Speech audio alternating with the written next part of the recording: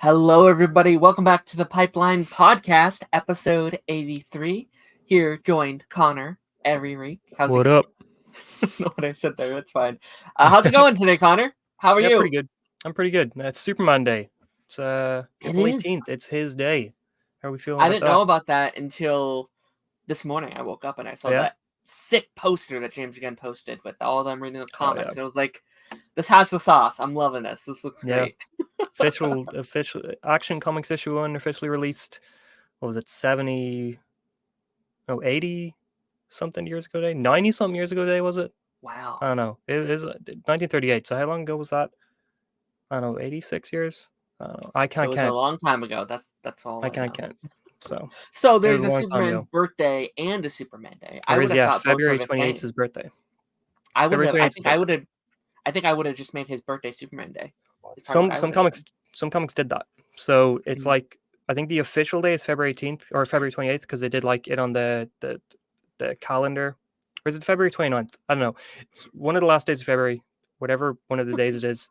They put it on the calendar, but then a lot of comic writers like actually say it's April 18th, same day Action Comics came out. So I don't know. Depends who you ask, I guess.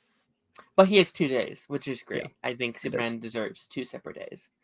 I do as And well. maybe we'll get that suit today. That'd be a great Maybe. surprise.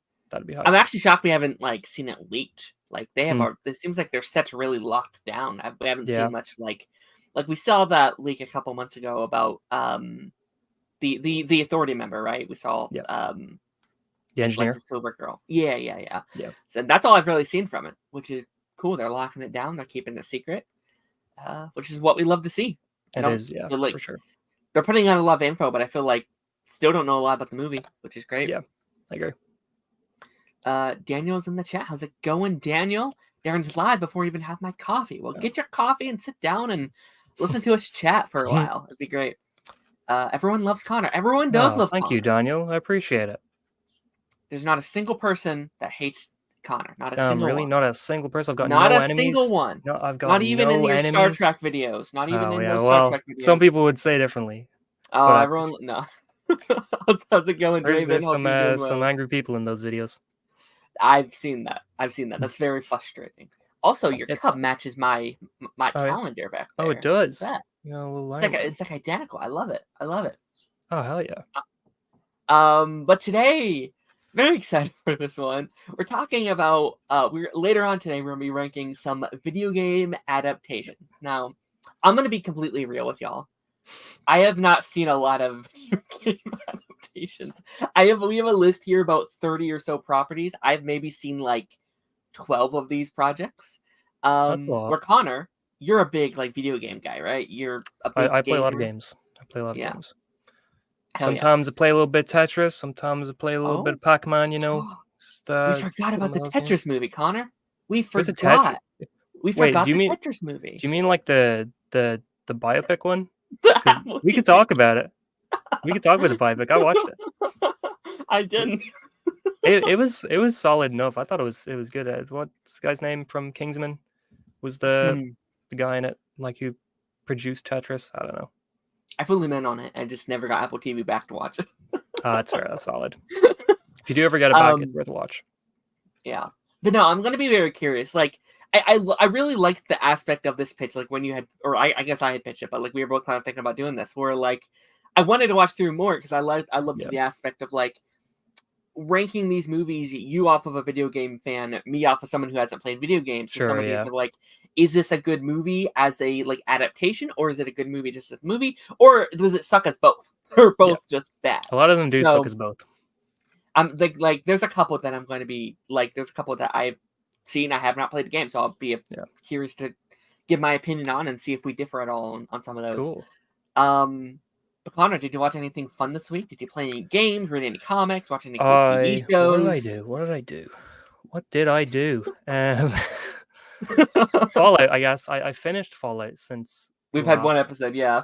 I had the final to watch, and I watched the final right after the stream last week. And that was that was the final. I enjoyed that a lot. Boy.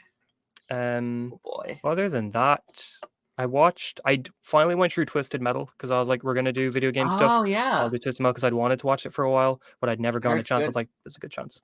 So that was a show for sure. That was definitely a TV show. I don't know. I played some Assassin's Creed Origins, replaying Mm. through it at the moment. Haven't played it since it came out, so I was like, I'm gonna redo it. I think that's kind of it. Yeah. Oh yeah.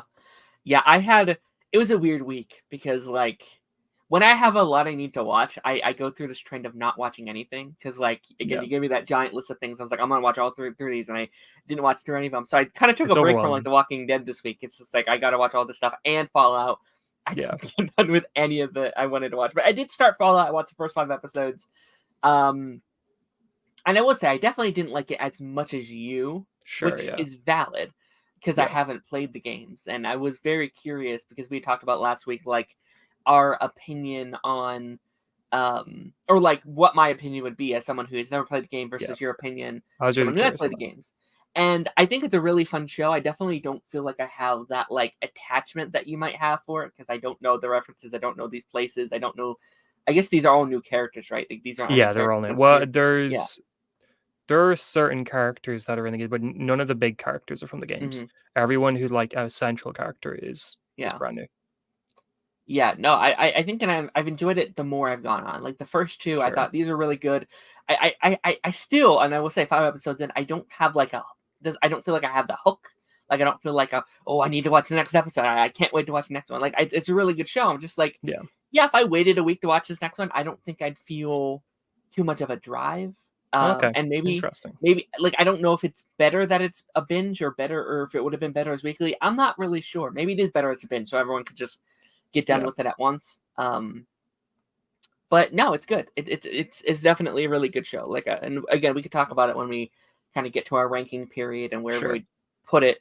I guess I can't really say because I haven't finished it yet. But no, it's great. Like I think the sets are gorgeous. I think the character Lucy Yeah. is such a fun Lucy's character great. to watch. She's great. She's Yeah. it's so interesting, and I think it's very fun to put like an apocalypse show. Like there's characters like that in every like apocalypse show, but having Yeah. someone so wholesome and free and be like, yo, I don't want to kill nobody as your main character is really interesting. Her in the Um, second episode coming out and just being like, "Look, I don't know what's going on here, but I follow the golden rule from my vault, and I'm just saying yeah, it seems like you're the aggressor here." Like it's such a yeah, cool contrast between her and the ghoul and Maximus, mm, and I think it's like that's something the show nails really well is just all of these different characters all having different vibes and like how they sort of mesh together and work together. And we yeah, can talk about more when we're getting into the ranking stuff because there's some things I sure, want to bring up that I like. I think just kind of put it above every other video game adaptation for me just based on certain things it does that feel hmm, natural, like that they work for non-game players, but that they still, but like for game players, there's still this really cool little thing, which I think sure, no other video game adaptation has managed yet, like no other movie, no other TV show right, or anything. We can talk about that when we get to it.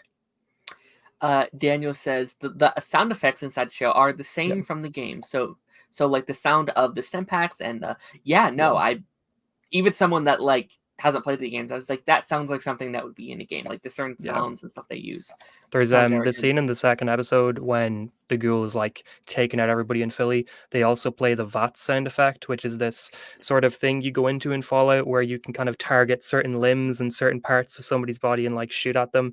And they really subtly put the VAT sound effect in there with which like it's they do the sound effect in such a way that it's easy to get past it if you don't know what it is. But if you're hearing for it, it's like, oh, there that is, but it doesn't feel out of place either, which I sure. think this show's really good at. That's great. Yeah. No, and it seems like most people are happy, which I think. Well, I won't say all people are happy because I've definitely seen some people being like, it breaks the canon, and then they're like, no, No, it actually didn't break the it canon. didn't. It didn't. So We can get into that that, seems but like a thing of people just wanting to New hate Vegas on fans, something. man. New So Vegas fans are like they are the New Vegas fans are the some New Vegas fans are the Snyder fans of Fallout. That's just what I'll say. it's hard to please everyone, man. It Like is. we're in a weird era where people are so passionate about their Yeah. craft, and I think passion and toxicity can run very close together. They can run Yeah. very close together. It's you can sway on either side of those two fences, and for the most part, it seems like people are loving it, and I think that's Yeah. amazing. Draven said, "I bought a house." Well, congratulations, Draven. That's amazing. Good Congratulations. job. Draven has a new baby, so that's an amazing time to get a new house, a new journey for that wonderful new baby of yours, and I wish you the best of luck. I truly do. Congrats, Paul. Daniel says it does not break canon. I Doesn't love New doesn't break Vegas. canon. It's the best Fallout, but their fans are so bad. Yeah, I agree. Yes, I started 76. It isn't that bad. Yeah, 76. Fallout 76 is the most recent game. It's like it's all online. Gotcha. So Gotcha. it's They came made out 76 of these guys. 2019. It's crazy. Yeah, they made 76 of them. It's all about like Vault 76. Like Sure, your I character gotcha. sort of starts there. But Sure. yeah. Watch anything else this week? I think it's Vault 76. Let me double check because I played it when it came out, never got into it. It was like Elder Scrolls Online for me, where I was like, yep. Yeah, okay, it was Vault 76. Okay, cool. Very fun. Again, I haven't played the games, but kind of makes me want to. There's a bit of it that I think it does. I'll get into this when we get to the ranking and stuff, but like it did its job because it makes me want to kind of play the games. Yeah. When sales are way up on all the games, like I think I saw it this morning. It went up by 7,500% was the increase in sales for Fallout 4. Like that means you've done your job, Amazon. Yeah. That's how you know you've made a good adaptation. Yeah. I mean, it's the last time I did finish Walking Dead season 8. 8? Yeah, sure. We 8. briefly talked about it, didn't we? Yeah. Kind of just like the Negan stuff. Yeah. I talked about the first half last week. I only got to the back half this week. I significantly liked the back half more. Yeah. I'd actually argue I liked the back half of 8 more than pretty much all of season 7. Actually, like I talked about last week how I was pretty upset with the Carl stuff and how they handled that, especially hearing the behind the scenes stuff with all that. But I truly thought how they handled the exit of his death was really good. Like some of the best like dealing with the deaths I've seen in a show, I thought, because it's like the whole season was surrounded around his death and his impact on the show, and like the episodes prior, like there's episodes away from it where characters are just now like finding out, and it's just like, oh yeah, he did mean that much to so many people. Like he was this kind of symbol of youth and the symbol of like the future of the next like generation, and it hit everyone, including Negan. And I think this back half had one of my favorite moments from the show was like the radio call with Negan and Rick, and him being like, how to happen, how like he's visibly like distraught by that happening, which is crazy because just like what season earlier he almost hit him with a bat. But like there was a connection there that I thought was done very well. And I enjoyed kind of how they kind of wrapped up the war. Like I was a bit like nervous how they're gonna wrap it all up, if it would feel messy. It felt a little like, oh, they got really lucky in certain spots, so that that's fair or whatever. But like I liked how we ultimately ended Rick on this kind of like moral ground to be like, we got to keep this guy alive. Which I like the last 2 seasons. I was like, how do they not end up killing this guy? How do they not end up doing to this guy? Because it was like, you kill Glenn, you kill Abraham. Rick has killed people for way absolutely less. How does he not manage to kill this guy? And I did think it was done in a pretty solid way. No, I think that the way they handle Negan in season 8 is a lot better than how they handle him in season 7. Like it feels like there's a real sort of, it feels like his character is interesting. In season 7, it doesn't really feel like there's a whole lot of developments there for the character. But in season 8, you can see with the Carl stuff that he's like, once he finds out about Carl, there's a brief moment where you can kind of think that Negan might be willing to stop. Like he might be willing to be like, all right, Trace. He's almost there. Yeah. And even when in the final, when Rick is like trying to trick Negan before he goes to his throat, and like Negan starts counting down, and then Rick says something about how Carl would really want them to stop. And there's a moment where Negan starts like lowering the bat. Like Negan's going to stop fighting. He's going to be like, all right, fine. We won't kill each other anymore. It's done. Yeah. But like Rick goes for the throat anyway. But it's like, it just shows that how much Carl meant to Negan, and that Negan isn't the one-sided character he may seem like in season 7. Like there's a lot there underneath. And I also think that they handled the keeping him alive thing really well. That I think a lot of shows would do that. Like not to sort of rag on the Arvors or anything, but the Arvors did this habit where they would keep their villains alive a little bit longer than they probably should. But I think The Walking Dead is one circumstance where it actually works well, where it feels Yeah. like in the next seasons there is legitimate development for Negan. Like he isn't just the same character. He isn't just, teaming up with the heroes or anything like that. Like there's actual consequences and aftermath for what he did that he has to deal with. And I think Oh, yeah. you're gonna like what they do to him.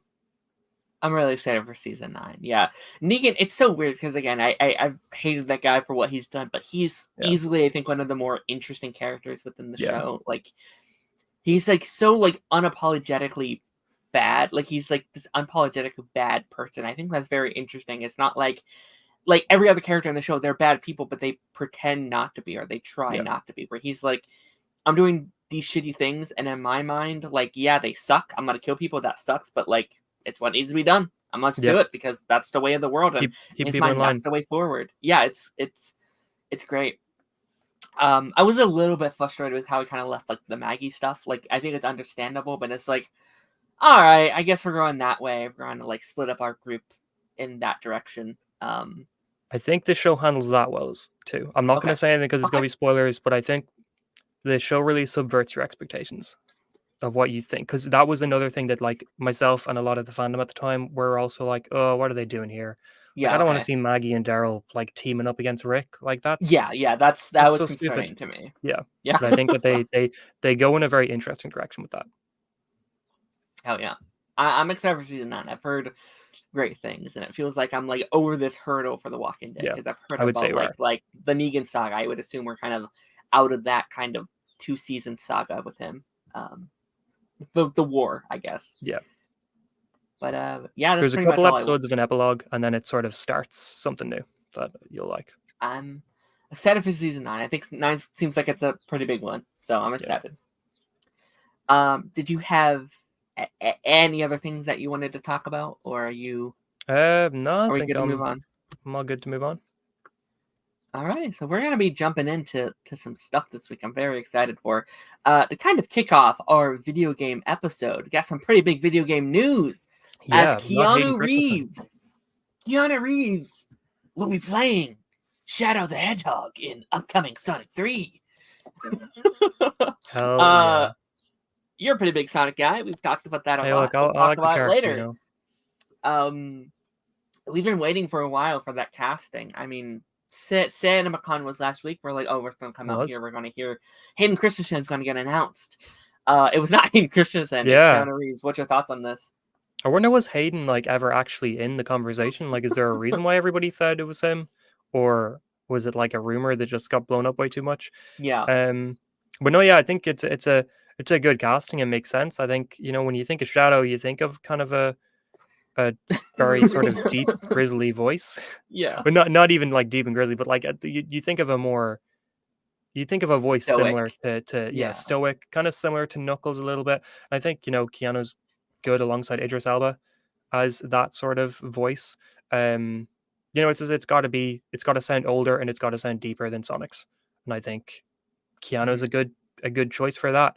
I'm excited to hear. I hope he adds something to it, because like, I don't want to just hear his John Wick voice or his Neo voice as Shadow. I hope he adds something there that's different.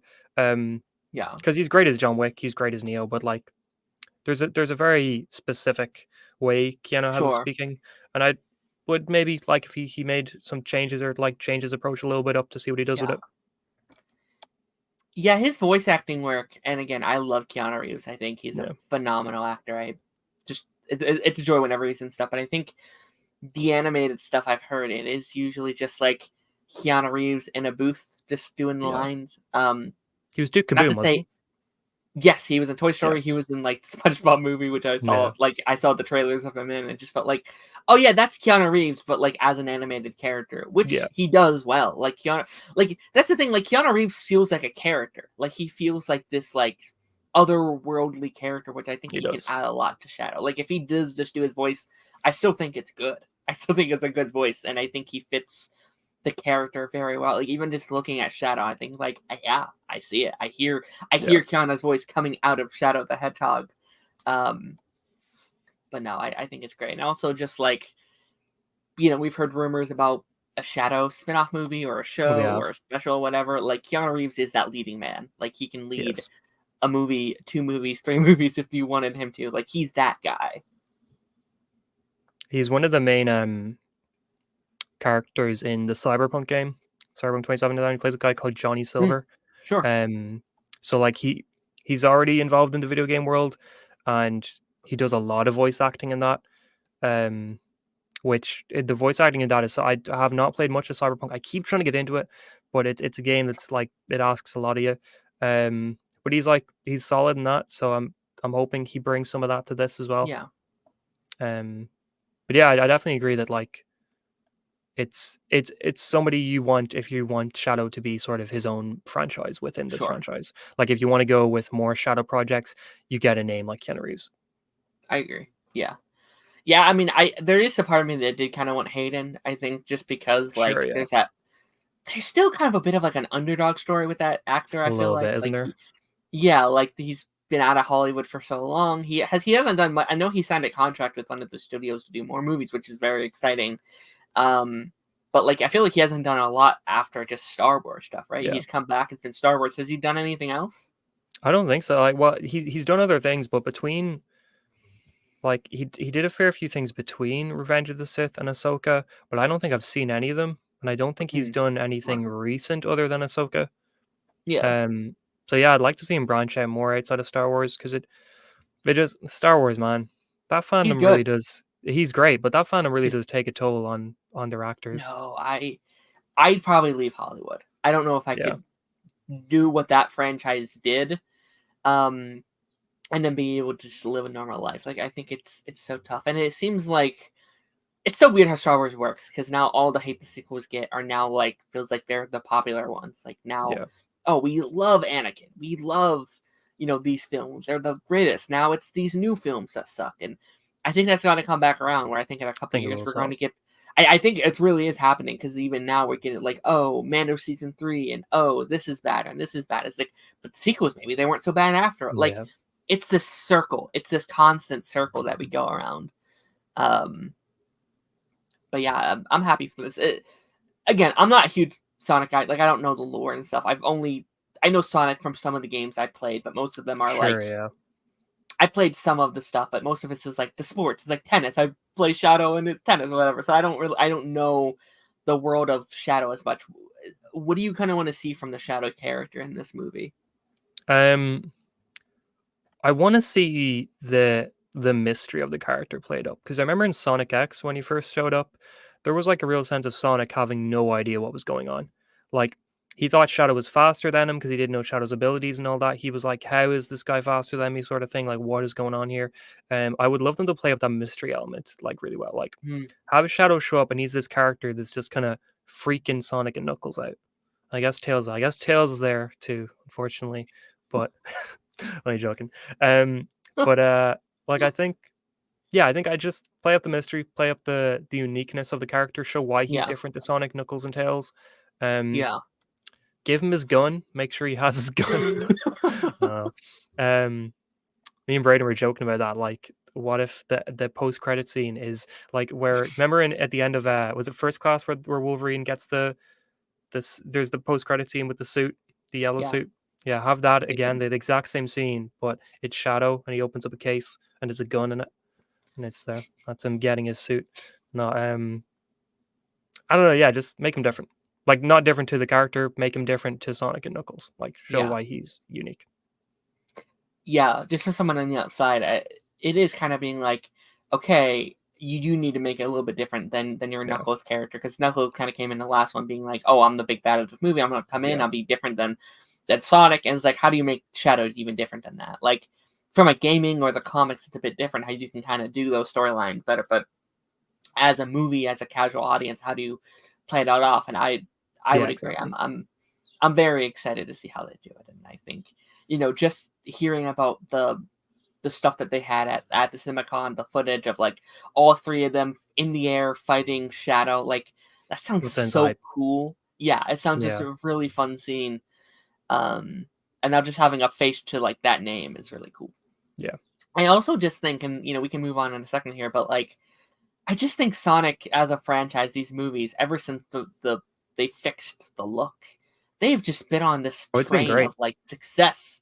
Like, people like the first one, people like the second one. Everything we're Yep. hearing about the third one sounds great. We're about to get a spinoff next Friday. Yep.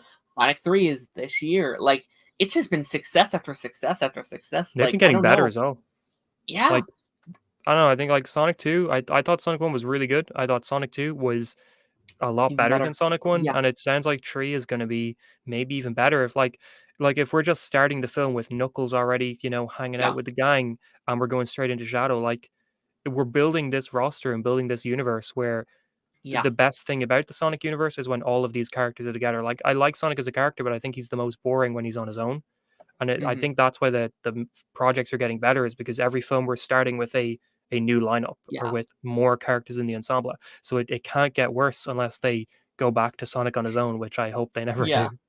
Yeah. No, fully. And like, there's been a lot of combos as of recent to be like, oh, the MonsterVerse is the current best like shared universe. Like, it's better than Marvel, it's better than DC. And I don't know if I agree with that statement or not, but Yeah, like Sonic, I think has potential to be that brand. Like, I think it sure. has the potential to be like, they haven't had a bad installment yet, and they keep going up, and they keep adding new cool things, and there's announcements that all sound interesting. Like, I think they're in that running as like the best.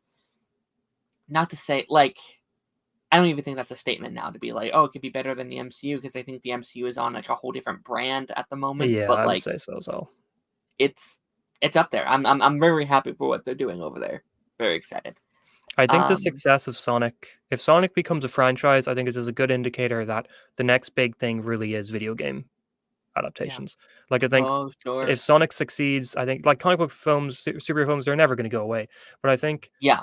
we will see a time pretty soon where they're not the dominant force at the box office, and video game movies are the dominant force at the box Wow. office. Yeah, I could see And I think that. Sonic 3, Sonic 4, Mario 2, like Mario making Hmm. 1.3 billion, crazy.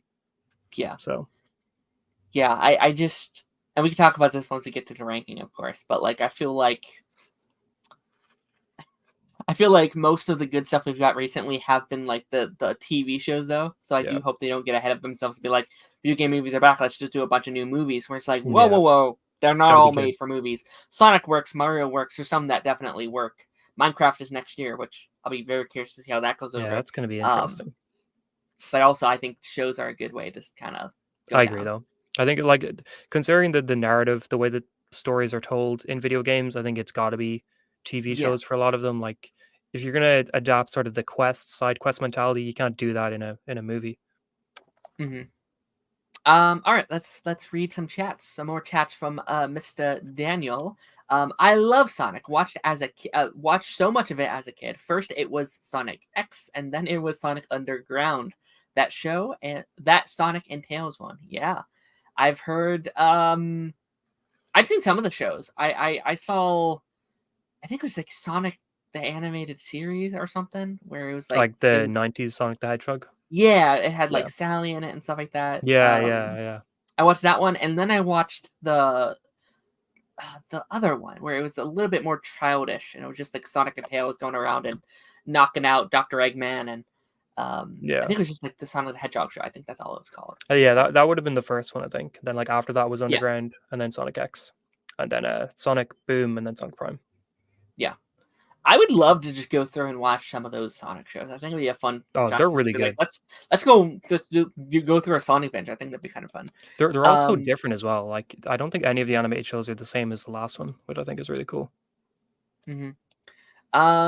Daniel also says, yeah, I would have preferred Hayden, but Keanu is a great choice. I agree. For I think sure. that's my stance on it as well. Um, Floor says Sonic 3 movie is coming December 2024. Yes, let's hope it sticks that way. I'm Yeah, we hope. hoping. We hope. Yeah. Marty Moose said, "What up, guys? Was hoping I could join you, but I got school and busy stuff. Oh well, maybe next time." Marty Moose, you're always welcome. Sorry we couldn't get it this week, but maybe another week we'll have to have you on there. Um, but never watched Sonic Boom or Prime. I Boom is felt very. It's like it takes. It's I don't know how to describe Boom. It's Boom is fun. I it think it's is, a yeah, fun it's fun. show. They're short, so they're like 10 minutes an episode or something like that. Like, I remember it was Oh, really and then cool. Prime's a new one, right? Yeah, The Prime one is, yeah. that's getting, which I thought it was pretty More. popular, and then I went on Twitter this last week. I was like, "What's happening with Yeah, same. this show?" I I think that's an ignored the egg. fandom for Prime. Yeah. It's um, an egg. he's an egg. There we go. We solved it. No, yeah, Prime's just kind of a cute, fun show. Like Yeah, there's yeah, nothing really else to it. yeah. I meant to watch it. I never did. Um, all right, we're gonna be moving on here with some, in my opinion, some pretty wholesome news. This news this week made me really happy. Oh hell We yeah, have the casting for Ma and Pa Kent for the DCU. Man, I got so happy when I saw this news because I love me some Ma and Pa Kent. I think that's like the sure, foundation of Superman, and I'm for always sure. very, very happy. What's your opinion on this casting? Neva, Um, Who Will, and Prick Taylor Vince. I probably assassinated those no, they're those names, but I mean I don't know really the what's her name? Neva?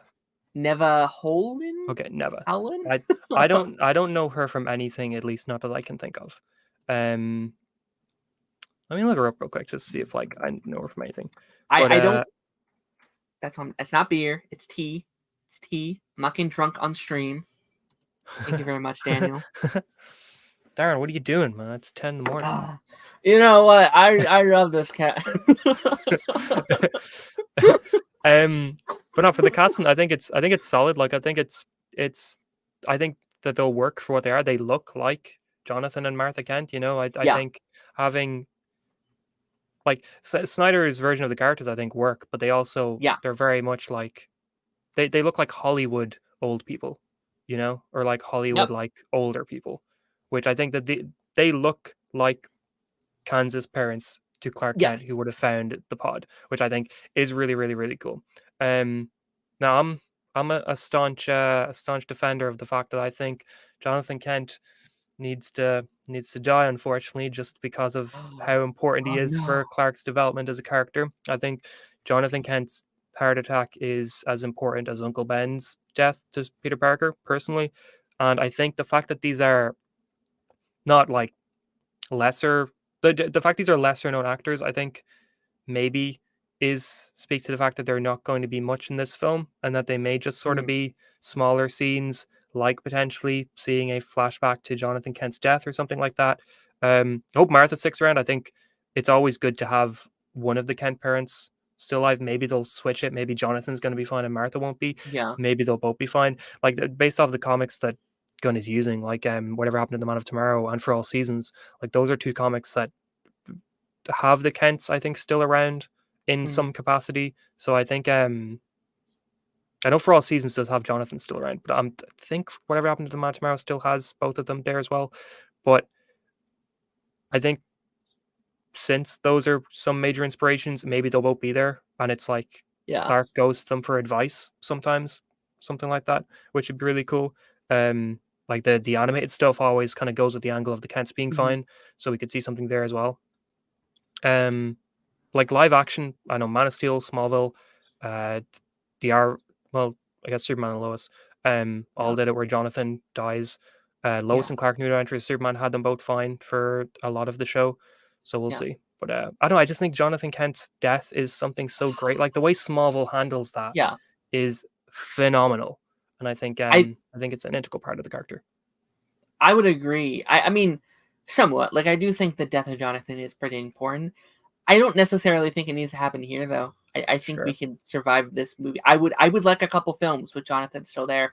I would love to fall in love with this version of the character, sure, just like we did with Smallville. I think that's what made that version of Jonathan. I think there will never be a better version than the Smallville version because we spent yeah, what 5 seasons with we him, did, yeah, what 100 episodes with that Jonathan yep, Kent. We 100 fell episodes in exactly. love with him, love that guy, and then he dies. I would be fine like Superman 3 or like a Justice League, because that's where he dies or something. Yeah, I Um, can see that. but I fully agree with what you're saying. How they don't look like Hollywood parents, like especially Martha. That just looks like my neighbor's grandma. Like that just looks like a grandma you would see like at a Yeah, Thanksgiving meal, and like, do you want some turkey? Like they look so real. They look they look real. normal. They look, yeah, and Yeah. I think that I don't know. I kind of feel like that with a lot of the casting that's been around. Like, there's been huge conversation to be like, there's not any A-list actors. What a flop. What a James Gunn's broken. This is like That's good. I It don't is good. want like It freaking is. Martha Stewart to be Ma Kent. Like, no, Yeah. get someone that's never had a role. Not saying never had a role, but she's been in roles and stuff. But like, I don't I don't need this like A-list actor to be Martha Kent, to be Yeah. Pa Kent, even to be like our biggest actor, what Lex Luthor, and even like him, he's not like a massive actor. But Yeah. like, let these characters make the actor. I think that's always really cool, and I For sure. think that's what the MCU would do a lot too. Obviously, you had some of the bigger people; they're doing bigger than what the DC is doing already. But I think with a lot of those actors, like they did transform those actors into what They they did. are now, from like B-list actors to now S-tier actors to the Yeah. top of their gang. Like the biggest actors right now are in the MCU now, and now that's why they're so big. So Yeah. I don't know. I I'm think that, like Robert Downey Jr. and Samuel Jackson might have been the only big names in the Yeah, original sort of Avengers lineup. Like I think everybody else, they were sort of known, but they weren't big until those yeah, films. I agree. I'm very happy with this. I think it looks Yeah, fun. And that's Otis from The Walking Dead, right? it is. Yeah, and Yeah. Grill from Agents of Shield season 5, the guy who Flint crushes with his rocks. Like Oh no. remember he forms a giant block thing and he throws it at his head in like an insane way. Uh, good guy. Good guy. Good I guy. uh, I liked Otis. I think I Otis remember was good. liking Otis. I had to look it Not up because I was Carl. like, I I was like, Otis Walking Dead. Oh yeah, that's the guy Shane shot in the head or Yeah, whatever. yeah, he shot him to get away. Yeah, That was a dark poor moment for guy. Shane. Yeah. Daniel said if James Gunn trusts them in these roles, then I do. Yeah, Yeah, no, fully. Alan. His cast. I know he's not the one actually doing. Like, there's a whole separate thing. Like, he's not in the casting room. Be like, oh yes, obviously Yeah, there's a whole separate group of people doing that. But like, in all of his movies, there's never been an act like a casting choice. So I was like, I don't know about that one. Like all the Guardians, all the Suicide Squad. I think they're all perfectly sure. casted. So even if Uh, there's stuff that he's casted already, I'm not too worried about any of them. yeah, I would say the only role he's cast so far that I'm a little worried about is Sean Gunn as Maxwell I Lord. agree. I I agree. still think that's a very, very, very. I don't know. I know that they're going with the more 80s, 90s sort of Just League International version of Maxwell Lord, but even then, I'm not sure if Sean Gunn is the right choice for that, but I'll wait and see. Hmm. I'm used to like the Yeah. Infinite Crisis sort of more Sure. like ego maniac kind of version of the character. Yeah. I've also said though, like, I don't think it's an amazing casting. Like, I would agree with you. That's the only one I'm just like, that's Yeah, interesting. But also, I don't think Maxwell Lord is a character that I'm going to be up in arms about. Like, I think he's just not a sure, sure, character. Like, I feel like most white people could play a Maxwell Lord if they tried. I don't know. Like, sure. I think he'll do okay. But speaking of the Gun family, we got another DCU update with Peacemaker season Oh 2 yeah, as it begins production as we get our first behind the scene photos. Which what a great way to say you're about to start filming. Just have the yeah. metal plate as The you're taking helmet. the photo behind you. That's great.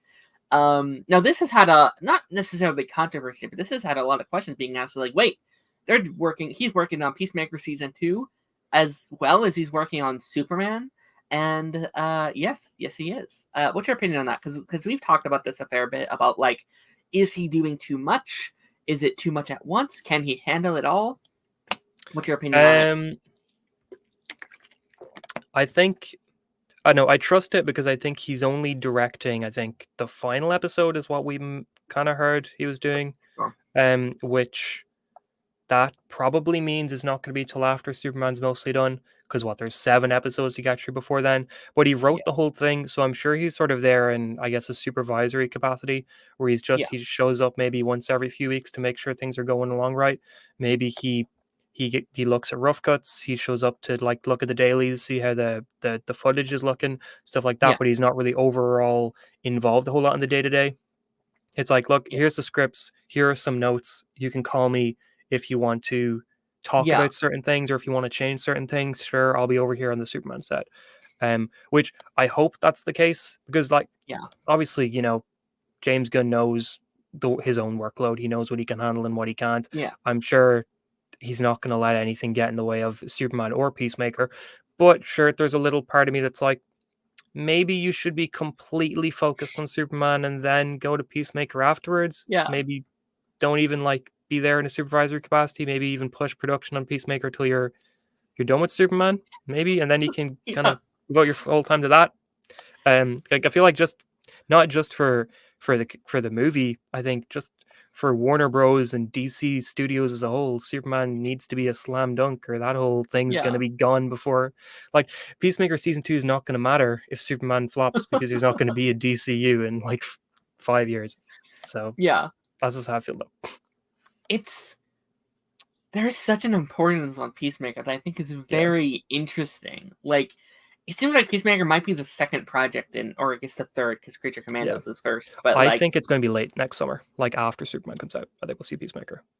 yeah, that's crazy, man. That's really crazy. I would have thought that was like a year out. Like, I would have thought like you do Creature Commandos, Superman, Waller, and then maybe Peacemaker, because it seemed like Waller was originally supposed to come out. It Even originally did seem that.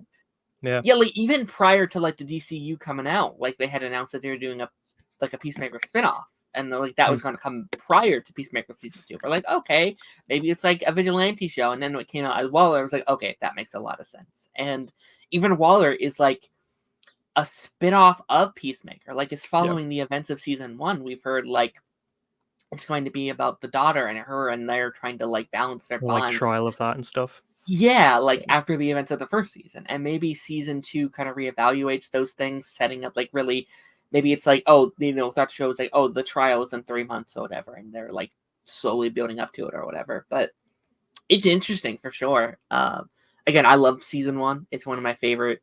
It was my favorite thing inside the DCEU, so of course I'm beyond excited about this. Obviously, there's conversation to be had about like, should it be moving over? Should it even be getting a second season? That's definitely a combo to be had. But I was thinking about this week. Like, I think the DCU is either going to be the most impressive shared universe to ever exist because of how much they're doing at once. And if it's successful, it's going to be the most impressive we've ever seen, or it's going to be a dumpster fire because they're doing a lot up at the gate. I don't think it's like this in between. I think it's either one end or the other. But I mean, it's like, I've talked enough about how I don't think it should be moving over. Like, I think it should be one of those things that you keep you sure do Peacemaker season 2, but keep it as Elseworlds or something like that. Yeah. Like, I mean, personally, I don't think it should be, but I also just think, in terms of your first 3 projects for your new DC Extended Universe, Creature Commandos, Superman, and Peacemaker season 2, that is a wild lineup. Yeah, it's an interesting choice.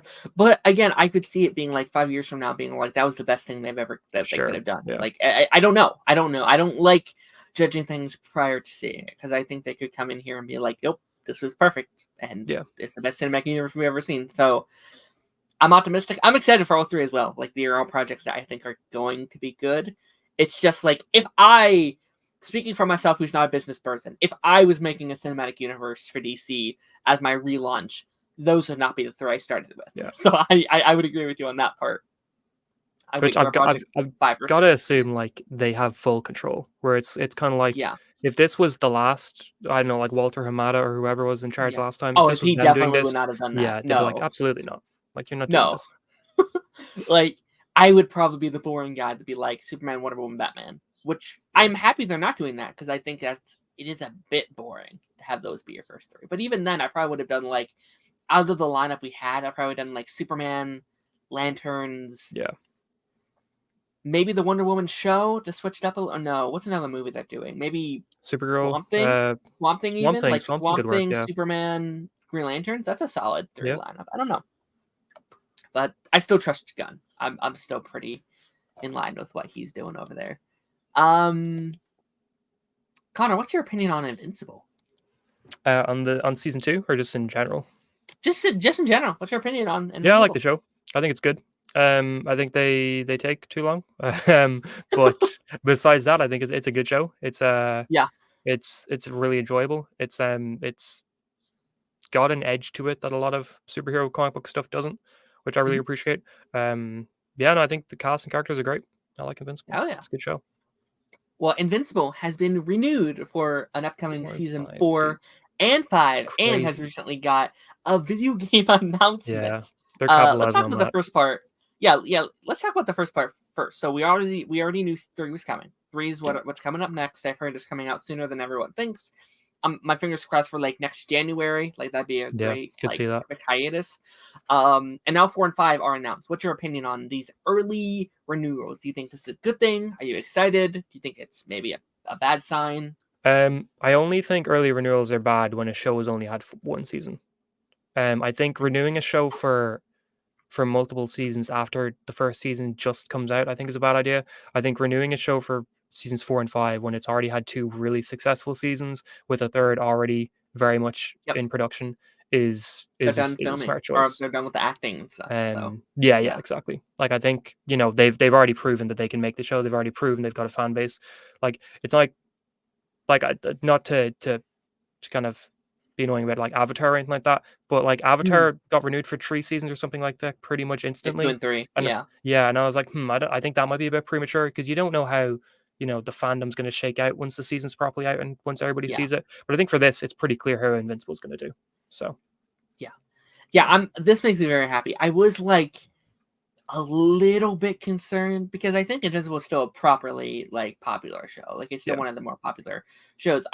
But like this past season there was definitely a drop in viewership, like with the break and sure, yeah, first of all with season 2 taking 2 years to come out, and then the break and only having the 4 episodes after the break, like there was a mix up with a lot of people, and I was I didn't think it was going to cancel or anything, but there was a doubt in my mind. It's like, oh, maybe it does get canceled. Maybe Amazon's being stingy and they're like, nope, we're done with the show, whatever. But it's proven that like Invincible is here to stay as yeah, far as like a brand, and they've talked about like, hey, they want to do about 7 to 8 seasons. We're over halfway there if we're already getting a 3, 4, and a 5. But that's just 2 or 3 more seasons after that. yeah. And I love Invincible, but I definitely wanted to have a conversation about like the brand right now. I think is very interesting. Again, we just got season 4 and 5. They announced a new video game. There's apparently Like a still that movie. live action movie they want Yeah. to make. And I was just like, that's kind of crazy how Invincible has gone that far. Do you think Invincible is like that popular of a brand that they can do that and it work out? Or are you a bit Um. nervous about some of these projects? Well, Invincible, like at least in my sort of circles, it's not a show that is yet broken out too much into like my Yeah, real life I friend agree. groups. I would say. Like it's not to the degree that The Boys did, for example. Like The Boys was a show that like a lot of like Game of Thrones. Yeah. yeah, the Boys, Game of Thrones, Walking Dead, a lot of shows that people were like talking about all the time. Invincible, I've got Sure. a few friends that I'm friends that watch it, but there isn't like a crazy amount. Like like I know still people who are really into TV who haven't heard of Invincible, who are like, Mm, what's that? yeah. So like I think there's still a barrier the show hasn't broken through yet to really justify this amount of things around it. But I think it is a show that could blow up in seasons 3 or seasons 4. I Hmm. think that unfortunately animation might be what's holding this back just a tad bit from a Mm, wider viewer base. I think there are still certain people you're out there right. who aren't going to watch the show because it's animated that it would have caught on a lot more if it was live action, Yeah. which I think a live action film is a good idea because I think if it's really popular, it's just going to alert people to the fact that there's a Yeah. really good animated show out there. The movie doesn't even have to be good. It just needs to get word out there that there's a really good animated Yeah. show that they can go and watch. Actually, a bad movie would probably help the animated show, to be Yeah. fair, Like, because well, everyone just just go like watch this because it's better. fully. And Yeah. that's actually kind of my fear at the movie. Like I've been pretty like again, I'm not a comic reader, so but maybe comic readers have a different like point of view for me. But like I'm kind of like anti the live action movie because I don't think there's anything that film could do that it would do better than the animated show. Like I Yeah, I think don't the think so animation is either. just the perfect medium for a thing like Yeah. this. And like, yeah, you could do a live action movie, I guess, but like I think the animation is doing so well right now. I think they're doing so many cool things, and it's like, and maybe if we're years away from the TV show, maybe if it's like Yeah. 4, 5, 6 years after the show ended, then like, okay, now we're doing live action movie. But like, all right, cool, go for it, have fun. Yeah. But the fact they're both going on at once, and again, maybe it's not even going to happen. We haven't heard anything about it for a while, which is rumors basically at this point. But like, I don't know, it's weird. And you're so right about it, like being the animated. So people are being like, no, I'm not going to watch that. It's a frustrating truth. Yeah. It's a real frustrating truth that we live in. That animation is just it's probably never going to do as well as a live action. Like let's be honest, Spider-Verse movies, if it was live action, probably would have made more money, which I'd say so sucks. as well. It Neither of them sucks. passed a billion, right? No, and they should. Yeah, that's insane. Like they It's so more than frustrating. deserve it. Yeah, I think that's proof that is proof that like animation will never get the just that it Yeah, fully does. It's and you know again and we're living in such a world where like where your anime is so popular, like yeah, people that's like an entire thing, and still like it's never going to get the hype that like the boys will get, because it's my hot take. I think Invincible is better than the boys. I think I at least enjoy that show more. Where like sure. Invincible feels like an actual show, where the boys often feels like a meta like Yeah, show where it's always I kind can of see making that. fun Yeah, of. Which yeah. I The love the boys. Invincible Like is trying to do its own thing, but the boys feels yeah, like it's sort of built on what the yes, like yes, the boys might not age very well because it's very much built on what yes. current day people are talking about in relation to superheroes. Invincible though, Mhm. there's none of that. It will last. Like you can watch it Yeah, any year. yeah. It's like there's ideas based on characters we love, but I feel like they're their own thing. Like Yeah, your Omni Man, especially this last season, feels so separate from like your yeah. evil Superman or Superman. Like they're two different things. Where like Homelander and evil Superman feel very in line with each other still, in my Completely agree. opinion. Um, Also, but just in yeah, terms of the live action film, I think yeah, it won't be able to do certain things better than the anime show. But like even if it tried to, if the live action movie tried to do the end of end of season one, cheesy. the Yeah. Mark and Omni Man, it wouldn't even be that it looks. I mean, it would definitely look cheesy. But like I think it would also it could reach one where it's too much. Like Hmm. it's the blood and the gore Rated R. in Yeah. episode 8 where Mark is fighting Omni Man is insane in the anime show. If they tried to match that in live action, it would be too much. You'd be like, I don't know how much of this I can watch.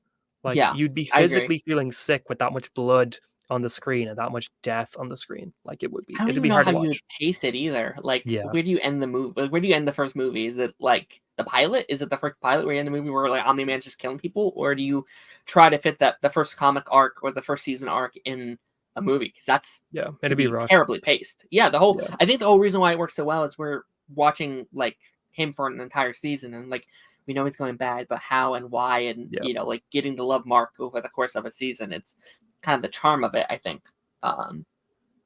But who knows? Completely agree. Daniel said Connor looks like he could play a live action Invincible. I look more Well, tired than Mark, unfortunately. By a lot. But I'll cast you as like a robot. How about that? yeah, that sounds good. I'm Okay. down for that. The one voiced by Zachary Quinto, I'm definitely down for that. Yep. Yep. Let's do it. Hell yeah, let's get in there. I'll contact my agent. Oh yeah. All right. Last story of today, and then we can jump into our main thing. The Superman and Lois series finale will be titled "It Went By So Fast." Oh yeah, So the series finale, or I guess Superman and Lois season 4, has officially wrapped filming. yeah. They're done, which breaks my little itty bitty heart. I'm so sad. The final, let that sink in, y'all. The final CW DC TV show has wrapped filming. It didn't I have can't to be believe it. though. They're still making Walker. They're still making Walker, and we're not getting this. I Shouldn't have think if happened they, like that. I think if they would have kept on to a couple of those shows, just Yeah, a couple. If they would have kept on a couple, I think we maybe could have kept on to the Arrowverse a little longer. I think we could have as well. Yeah, Now, again, it's okay. So we don't know exactly what James Gunn's done, because there was rumors saying that like James Gunn was the one to shut down Superman and Lois, and yeah, maybe it was a thing where either way they were going, which would make me lose a little bit of respect for James Gunn, just a a little smidge. bit. But I think from the CW standards, like they were just trying to clean house, but I think they would have kept on to just a couple. Maybe Yeah, they were cheap ones, and maybe it's a thing where Walker's really cheap, right? Maybe what else have on? Like your All American, All that's pretty cheap Americans. as well. Yeah, but they're doing that like a library show, right? The Yeah, sequel. That's the like a magic Librarians. show. Yeah, Yeah, I don't know how cheap that's going to it's be, like a but it's like a wild card as sci-fi well. show. Yeah, I guess they're all pretty cheap.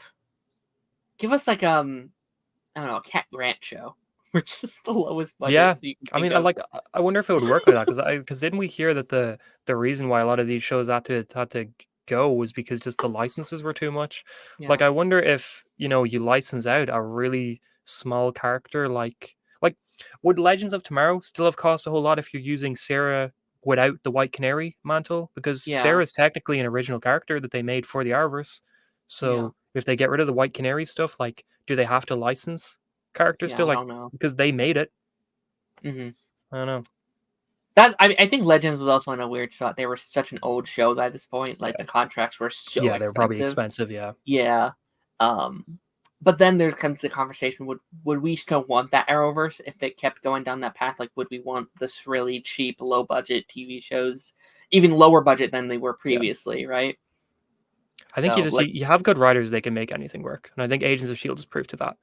Like, mhm, season 5 Agents of Shield had some of the lowest budget you'll see on a comic book yeah, show. And I think it's still one of the yeah. best seasons because they knew how to handle it. Mhm. And I feel like this is gonna be a conversation we're gonna have in the fall once Superman Lois comes back. Once we're actually going to see what the low budget current like Yeah. CW shows are. Like, again, I haven't watched any of them since like the new era ended, right? I haven't seen the new season of Walker. I haven't seen the Wild Cards. I haven't seen any of these shows. Like, does it Sure. for the shows? Is there like a noticeable difference in budget and stuff like that? Like, I know they don't have a big special effects and stuff, but like, Walker feels the same as ever. okay, Wildcards felt pretty. The sets in Wildcards felt a little bit, or Wildcard. I don't know if it's cards or card, but the sets I noticed in the first episode of Wildcard, I haven't watched past that, felt hmm, different to the usual CW sets. Like, I know okay, you could always tell a CW set because I feel like a lot of them used the same sort of sound stages and stuff, so they always felt very similar. Wildcard felt different. It felt more like I guess like an LA based show instead of a Vancouver based show. But that hmm, might have just been color correction and tone and that to make it look brighter. Um, like, I don't think it looked more expensive. I think it just looked different. But yeah, Walker felt the exact same. okay, fair enough, fair enough. I don't know. Again, like we could talk about this all day, and I bet we will continue to talk about the history of the Yeah, Arrowverse on this podcast. We probably always will. It's going to always be a staple of the show. yeah, But thoughts on this title for the final episode? Because I'll be honest, I'm a huge fan of this title. I like it. Um, It's right up there with Fade Out, Kara, and what was Flash's one again? It was like isn't chapter it just 4. Run? Wasn't Oh, the Flash one like blue, something blue chapter 4 or something like that? yeah, it's bad. It's a bad title. Yeah, I think like Kara, Fade Out, and When It Went By So Fast are really good. Yeah. I think that they all work really well. Oh, I Um, remember. I remember so many talks when that episode came out. Where like, you could have done Run, you could have done yeah, Faster, you Run would could have have been good. done Run My Name Is Barry Gray Run. Allen. You could have done Yeah. the like final lap. I don't know. Like, there's a lot of speed puns you could have done. I mean, wasn't the Finish tagline for line. the season the final run? Like, they could have just Yeah, had it be the final run. that would have been great. I would have been down for That would have that. been great. I think this is great. Like, I was talking Yeah. about this over on Twitter, but like, yes, I know that like Arrowverse and Superman Lois are separate now, obviously. But I think just like on a personal note, like it went by so fast feels not only for Superman Lois, because it went by really fast. Like, it feels like Did, the yeah. show had just started. And that journey has been so special. But I also think just like the journey for the entire Arrowverse went by really Yeah. fast. Just as someone who's been a huge fan of the stuff for a while, like it all ended so fast. It Like, ended we really were fast. 2 years ago, we had like 6, 7 shows on the air. We Yep. were living a life crisis that just happened a couple years ago, and now they're gone. And this is the last one. Yeah. It did go by really fast, and I think that's a really special title. And I also think just like for Superman and his themes, this works very well as the main pitch of the show being, what if Clark Kent had children? What if Clark Kent had a Yeah. family? And that's the whole theme of family, is like, they grow up in a day. It all goes so fast. Like, don't you blink. Like, I feel like those are a lot of those themes in family shows and stuff like that. Yeah. Probably for Clark and Lois, it's going by really fast. I was even wondering if the finale is like a flash forward, where like maybe Oh, it could be either like 20 years later, 10 years later. something like that, or even just like Yeah. they're 18 now or something like that. I don't know. Like, because I think, Sure. and this is some conversations I want to have like as we get closer to the season starting, but like things we want to see in the final season. Like, I do think we need a flash forward to see kind of where Jonathan and Jordan go with Yeah. their future, especially Jordan. I don't know if Jonathan's becomes going a to get hero powers or in this not. final season. Right. Yeah. Like, I imagine we'll see proper Superboy in these Yeah. final seasons. We have a time jump, and it goes by so fast because it did go back because we jumped It 15 did, yeah. years or whatever. But yeah, Yeah, for I love sure. it. No, is that a callback to the first or second episode? Like I vaguely Mm, remember there being like something Clark or Lois says at some point. It's like went by so fast. Like, is it when Lois maybe. is talking about moving to Smallville and she's doing Could that be. little speech at the beginning of episode 2, and she's like leaving a place you loved? It goes by so fast, or something like that. It could I don't be. know, Yeah. but yeah, no, I think it's really good. I'm definitely gonna rewatch the show before going into season 3. I've seen season or before going into season 4, but I've seen season 1 like 3 times. Like I genuinely think that's a perfect Yeah. season of TV. It's so I good. love that season so much. Yeah, It has such a special place in my heart. same. Let's read some comments really quickly, and then we'll move on to our final thing here. If only the the Yeah, Vulture show we'd wasn't be an living it so well right now. We'd be yes, watching it. we totally. Yeah, Unironically, like I hate it, but like I'd probably watch it. I hate myself for yeah. probably watching it, but I probably would do it. Oh, I would as well. Yeah, Um, oh, what? Sarah is an original character? Never knew that. Yeah, Sarah is what yeah. Canary White is Canary isn't. not, Yeah, right? Yeah, yeah. which pretty cool. We could get shows like Inhumans will be in good shape. Oh yeah, totally. We'd love Yeah. shows like Inhumans. We'd love that. How's it going, stranger? Hope you're doing well. Hope everything's going well for you. They just dropped the first trailer for Transformers 1. I kind of like it. What do you think? I have not seen it. Have you Heard seen it, it's Connor? lighthearted. No, I read the description for the CinemaCon trailer they showed. I heard them just say that it's more lighthearted than anybody expected, Mhm. but that it looks cool. But Yeah. I haven't seen anything else about it. Typically, I'd be like, let's pull it up and watch it. But I've never seen a Transformers movie. I don't think I'm not too I'd into have them. anything to say. So Like, oh look, it's the Decepticons and the yeah, Optimus Prime.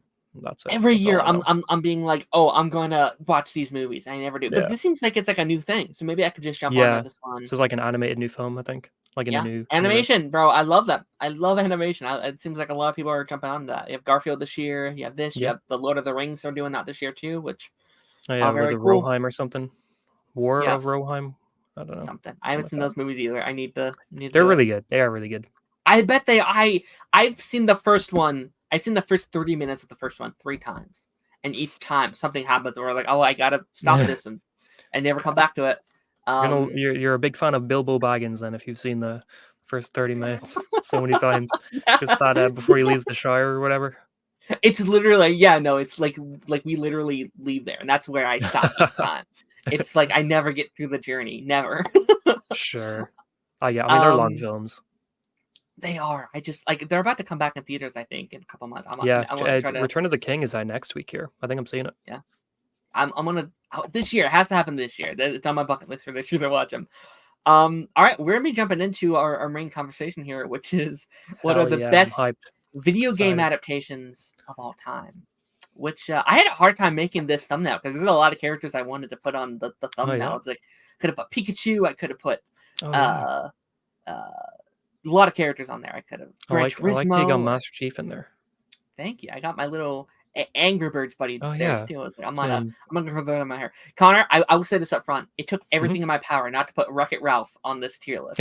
I was so close. I was like, it's almost an adaptation. yeah. It's so close to being one. It Mario's is in it, right Sonic's there, isn't in it? it. But I was like, no, it's not an adaptation. It's just a new thing.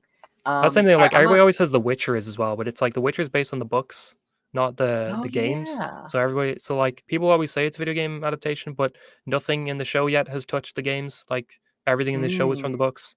So I could have thrown that on. I didn't think about it. There's definitely someone here, y'all, that we didn't put on. Like there's a lot of there's like a lot we missed. Yeah. childhood shows that I grew up on. Like a lot of I didn't put on any of the Sonic shows, any of the Mario shows, Sure. any of the Pac-Man show I grew up on. I didn't put that on. Oh yeah, there. there's a Pac-Man show.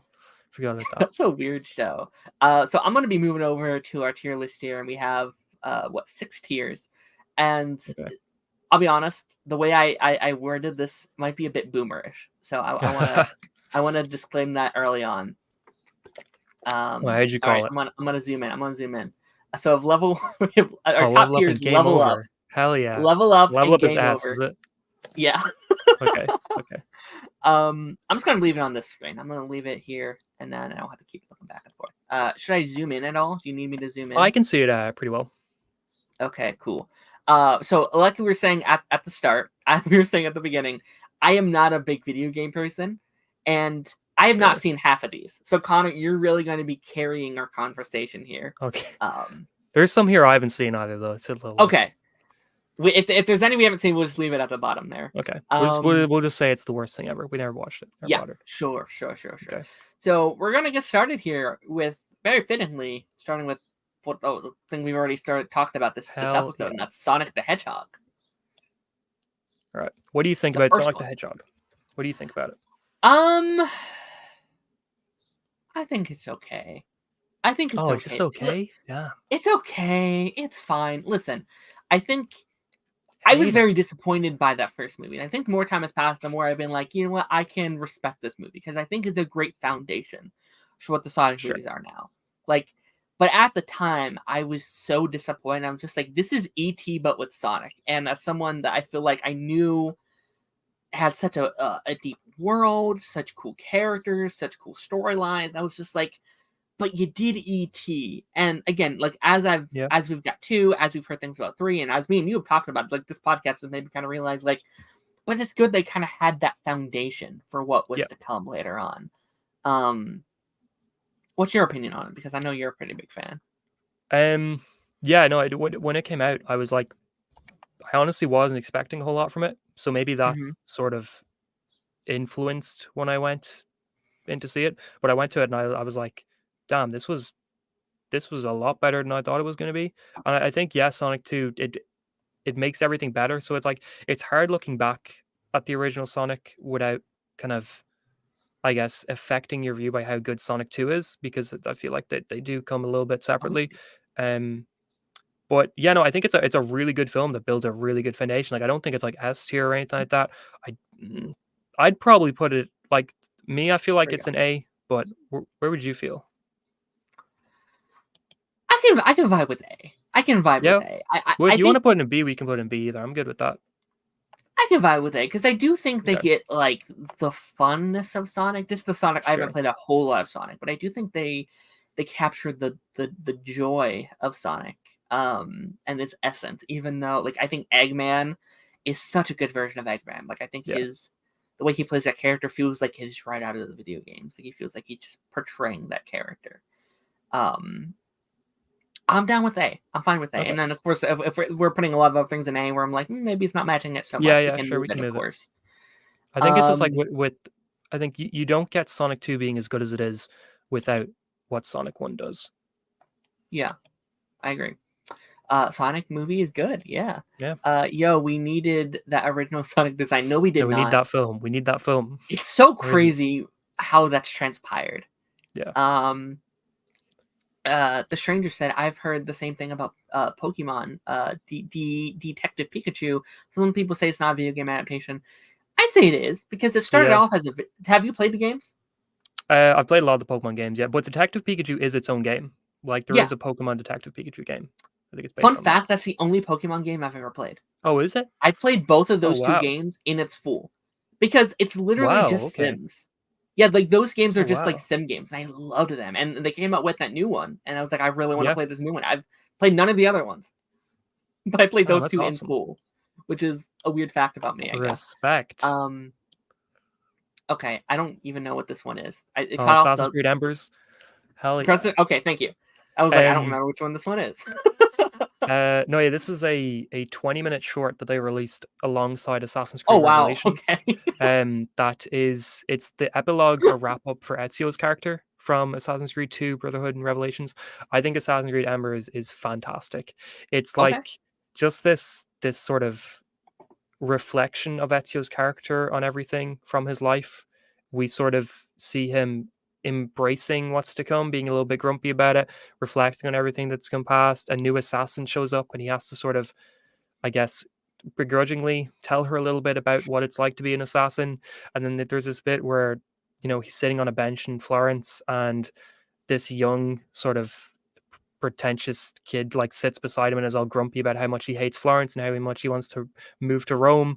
And Ezio kind of realizes that this kid sitting beside him is who he was back in Assassin's Creed 2. And I think it's a really, really, really, really, really good, wholesome vibe that's emotional and works really well as a bookend to the character. Still, to date, out of 16, 17 Assassin's Creed games, Ezio is the only one to get 3 games, and Ezio is the only one to get a definitive finish in a media in a piece of media like this.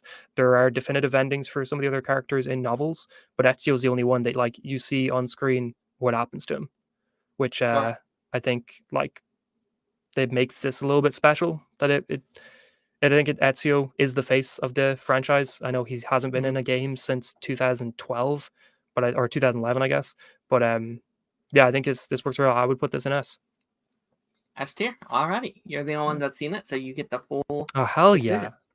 yeah! Suck it, So everybody you else. leveled I up. decide. I leveled You're up. about to like. I mean, let's be clear. You're gonna get most of those. So it's just I like am.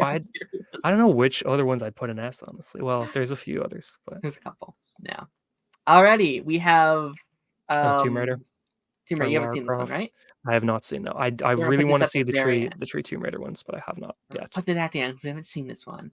God We damn it, have I haven't seen it. Monster Hunter, Oh boy. which I was shocked they didn't put World. I thought maybe they would have put like. Do you think they were waiting for like a sequel? Monster Hunter World. Yeah, because I think the original game is Monster Hunter, and then after that there Oh, was okay. Monster So they Hunter were waiting World, for and then sequels. there's Monster Gotcha. Hunter Rise. I've played a little bit of Monster Hunter, not much, just like a little bit, and I enjoyed my time. I didn't play much; it was like a couple minutes, but like Sure. I enjoyed those couple minutes that I had to play. I thought those were really fun. So like when the movie was announced, I was like, "Oh, cool! I can actually like get into the world a little bit." I never watched it because Yeah. when it came out, I had heard the absolute worst things Terrible. possible about the movie. It's And abysmal. I don't remember if we were talking about this prior to the stream or if it was at the beginning of the stream, but like I did not. I started this one last night. I was like, I'm gonna put this one on. I'm gonna watch this, and the first 40 minutes I saw was not good. It was not a Okay. good movie. What's your opinion on this one? Pretty much the exact same. I watched the whole thing around when it came out. I've never been a crazy big Monster Hunter fan. I've got a friend who's like Mhm. really into the games. But like I have Monster Hunter World, play a little bit of it. Those kind of games have never really been my sort of thing. Mhm. So like I wasn't really invested in the world or the lore or the characters of the movie going in. Like it wasn't like I was going into this movie sort of annoyed that they ruined everything about the games. But I just think from a movie perspective, it's just not a good movie. It's just boring. It's bland. It feels like there's just nothing redeemable about it. Like I genuinely thinking back now, I can't think of a single thing I remember liking about this film that would Okay. make me ever want to revisit it. I think it's to me, this is probably the worst video game adaptation I've seen. I think Wow. there's just no way I'll Game ever over, go you back think? to that. Yeah, I think it's game over. What do you I think? I will say like it. No, just on the first couple minutes. Like again, I can't like properly. I feel like I can't properly like I this is mean, my you thoughts on the movie because experienced some I'm. of it. But like it feels like it sucks all the like life out of the game. Like Yeah, I don't know, like that game is so big and boastful and like that I thought the dialogue in the first several minutes was really bad. Like the yeah. characters felt so bland and boring. It has no life. I think that's the worst Has thing a no film life. can Yeah, be. Like I think film not having a soul, not having a life, not having a personality, I think is one of the worst things a movie can be. Truly. yeah, It just feels like, oh, there's monsters in this. Again, I haven't seen it, so again, I can't fully say. But like, oh, there's monsters in it, and they hunt them. All right, let's have hunters that hunt monsters. Like, I don't know. It just yeah. kind of felt like they were tuning it in for me. It felt Um, like a weird sort of if somebody heard if you told somebody what Mad Max was, you're like, oh yeah, Max, it's just Max, and he's just like in this desert sort of environment the whole time, and he's got guns and stuff like that, and he's mad. yeah, Everybody goes, oh, okay, and then they go and make Monster Hunter. Like that's what that is. Like, just completely hearing sure, something completely different, and then taking it and then being like, oh, we need an established IP though, huh? Maybe Monster Hunter fans will see it. Let's put that name on it. sure. It's just it's game over for sure, for Game sure. over. The Cuphead show. That's a fun show. I There's like love. 3 I seasons of that now, isn't there? Yeah, and then got canceled. Yeah, which They got cancelled? they got canceled. Yeah, Oh, I didn't people realize were that. Damn, pretty up. okay. I'm pretty positive because people were pretty upset. Like I saw a bunch of people were like, I actually didn't hear it got canceled, but I saw like a bunch of posts being like, "What show would you like to come back?" And Cuphead was Oh, one wow, of the okay. shows that was like, "What canceled show do you think deserved another season?" Cuphead was. I was like, "No, Damn, okay. I even got past the Yeah. first season I because finished it and I thought it yeah, was consistent the whole way through. I thought it was such a wholesome show. I loved that Yep. show so much. The world, and I think my again, like a lot of these game or projects are going to be stuff I've never played the games of. I'm just going to be talking Sure. about the project itself. This show very much made me want to play these games. It really wanted me to go to the store, like go to a GameStop, pick up a copy of the Cuphead game, bring it home and play it, because the world that they were able to infuse, I love. It's like has this like I think 80s vibe that is Yeah, so yeah, I don't know. It boosts with life. yeah. I don't know. I loved it. I think that's a really good Um, way to describe it. Like, it's filled with life. yeah, Like it just it feels like there's a lot to it, and the game is very much in that sort of yeah, animation style as well, which I think makes it like Cuphead's a hard game. Like I played it a little bit when it mhm, came out, and I was like, all right, I'm getting my ass kicked, and I never went back yeah, to it. Um, but like it's fun, and I think that the show, while it very much is sort of its own thing, I think it's still the show does a really good job of just being sort of funny in a very absurd way. Like yeah. it's that sort of like random comedy that sure a lot of things don't manage well, but I think Cuphead handles it really well. And Hmm. the episodes were short and sweet as well. Like then it Yeah. never felt like, one of their stories was overstaying its welcome. Hmm. Um yeah, no, I really liked it. Where would you put It's it? really funny too. Like the Yeah. episode where where the dad thinks they're going to kill him, Oh and yeah, yeah. it's like laughably funny in my opinion. Yeah. Like and it feels like it reminds me of shows I grew up on. Like it reminds Sure, me of yeah. like the shows from the 80s and 90s, like your Looney Tunes or like your Tom and Jerry. And I feel like there's not enough of those type of shows out now. I would honestly put it in the S tier, just as far as like what it's able Oh to yeah? do. And Okay. I don't have it the first season I've seen. I didn't have any issues with it. It felt like it was a good like adaptation for what it was doing. Like even when I was looking at like the poster for it, I was like, wait, I don't know which one's the poster and which one's the game. Like which one's the show and which the game, because they look basically like identical. Like you know what I Sure. mean? So Sure. I'd No, I probably put think it in S tier. I don't know where you would put it though. I was thinking like a B or an A, but I'm down to put it in S tier if you want to. If you want to do B, I can do S, and we can put it in A as like Yeah, a yeah, in sure. between Let's spot. put an A then. Well, I mean, if you want to All put an right. S, I'm good to put an S. Let's keep it inside A for now, and then we can see Okay. kind of where we can like reevaluate our list when we get Sure, yeah. there. If we put it in an A where we're Um, like Cuphead's definitely better, then we can move yeah. it up. Cool. All right, we have Doom, which Oh hell I don't yeah. even know what the game is. I'll be honest. Like Oh I've heard man, the of it, game but is so good. I know nothing. Um Doom might very well be the first video game I ever played. Like Oh the wow. 1994 Doom, I think, on PC. Uh it's just it's it's pretty much just heavy metal music blaring in your ears while you're running around with this really pixelated gun shooting demons, and it's so fun. But like I was never like I even though I played a lot of the original one, I was never into two or three. But then they rebooted the franchise with just Doom in 2016, and Doom Doom 2016 is one of the best games I ever played.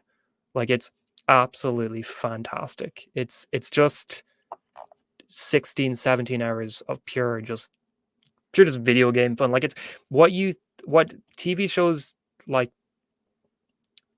this what TV shows explain what a video game is, that's what Doom is, sort of thing. It's like it's very Mhm. much like what a gamer's gamer sort of thinks games Oh are. sure. Um I think that's great. But like I'm very much opposite in what I think about the movie because a lot of people hate the Oh movie.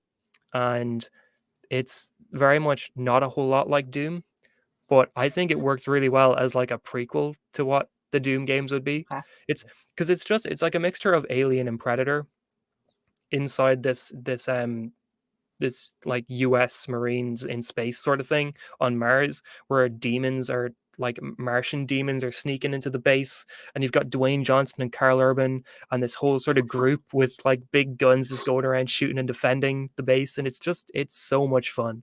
Like Yeah. I'd honestly think it's like S tier. I think it's just Wow. it's a great action film that uses the Doom stuff, and there's also this 4 minute sequence where Carl Urban gets knocked out and he wakes up and the whole thing's in first person because the game's in first person. And then you just That's go through cool. these 4 minutes of him just going around with a gun, just shooting people all in first person to make it look like it's a video game. I think like there's little things like that that so many other things on this list don't even try and do. Like they just try and be generic films that use the names of Sure. something from the video game, whereas Doom at least attempts at times to feel like a video game, which I think is really satisfying. So yeah, I'd probably put an S tier. Oh, alrighty. another S tier movie, which I was not expecting because I heard a lot of people did not like this A movie lot of very people much. don't like it. A lot of people hate it. But the creator of Doom said he really liked it. Like the person who made the video game was like, yeah, I thought Doom was a good film. So Yeah, I don't know. that's fair. That's fair. Um, Hitman, I think, right? Is that what Okay, this so next one, or is it Hit? is this Hitman or is this Hitman Agent 47? Because there's two of them. Oh, I have Hitman 2 over here. Okay, well, we can say that one's then Agent 47. Okay, Because Agent 47 is like the sequel. But all right. Hitman is it's got Timothy Olyphant as like the main character, Agent 47. And it's a short movie. It's like an hour and a half, but Oh wow, it's very much an early 2000s film where it's got that like, have you seen like Mission Impossible 3? I have not seen any of the Mission Okay. Impossible movies. Well, you know, like the sort of the very washed out look of an early 2000s film? Like Yeah. everything feels kind of gritty, washed out, gray. Yes. It's like it's very much that sort of color, and it's got so many weird sequences. Like the whole opening first 2 minutes of Hitman um are scenes taken from a TV show called Dark Angel. Like Fox was so broke that they just bought scenes from a popular TV show and were like, use them as our opening because we can't afford to film a new opening. So it's a very weird film because of that. But I think it's like there's enough just random little fun bits in it. There's this whole sequence where the whole point of the agents, it's kind of like the Black Widow program, where it's a load of these men who are like they all have their heads shaved, they all have barcodes put on the back of their heads, kind of say which agent they are, and then they're all sent out into the world to like they're taken as kids, they're put into this agent program, they're all sent out as hitmen, they're all sent out on contracts.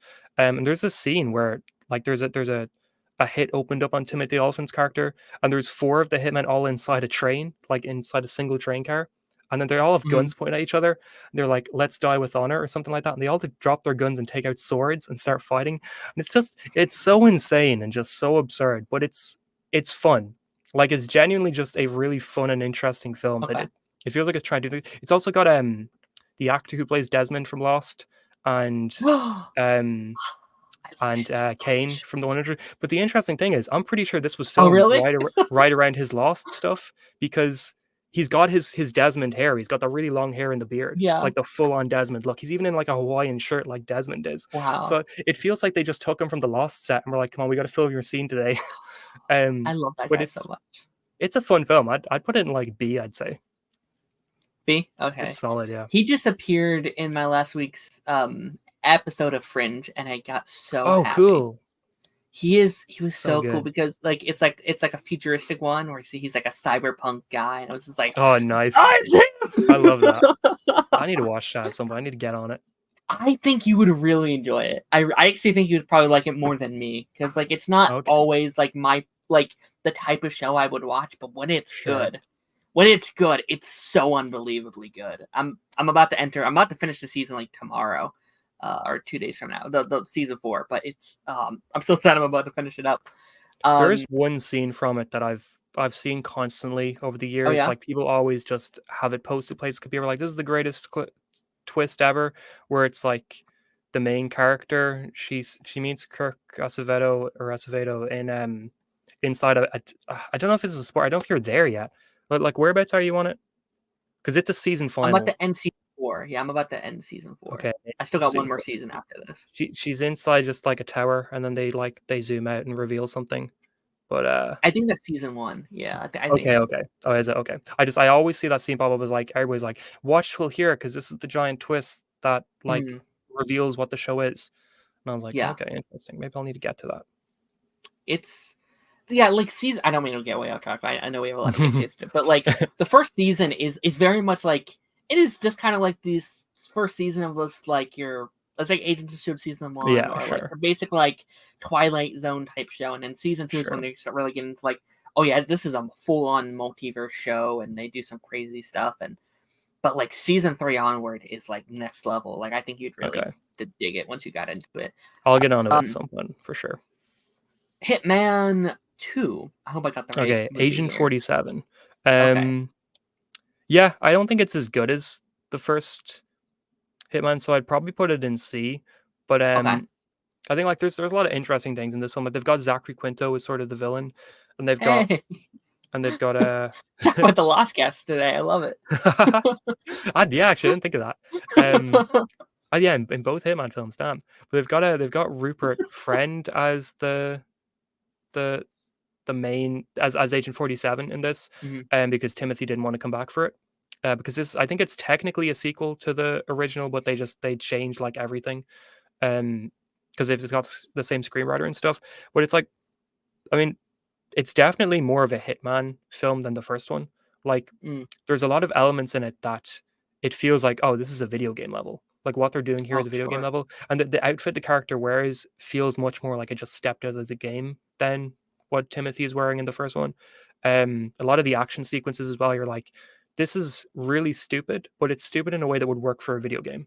Maybe not so much Mm. as a movie. I think that might be the problem with the film, where it's too much of a video game film for non-video game fans, but it's not enough of the video game for video game fans. So it's sort of in this middle gray area where it doesn't really do either of them very well. Um, but like it's still solid. I think it's just yeah, it's not as good as the first. But yeah, C's definitely where I think I'd put it. See, solid place. This next one looks like an Assassin's Oh Creed yeah, is one. that Lineage? The Is that the sequel to the first one?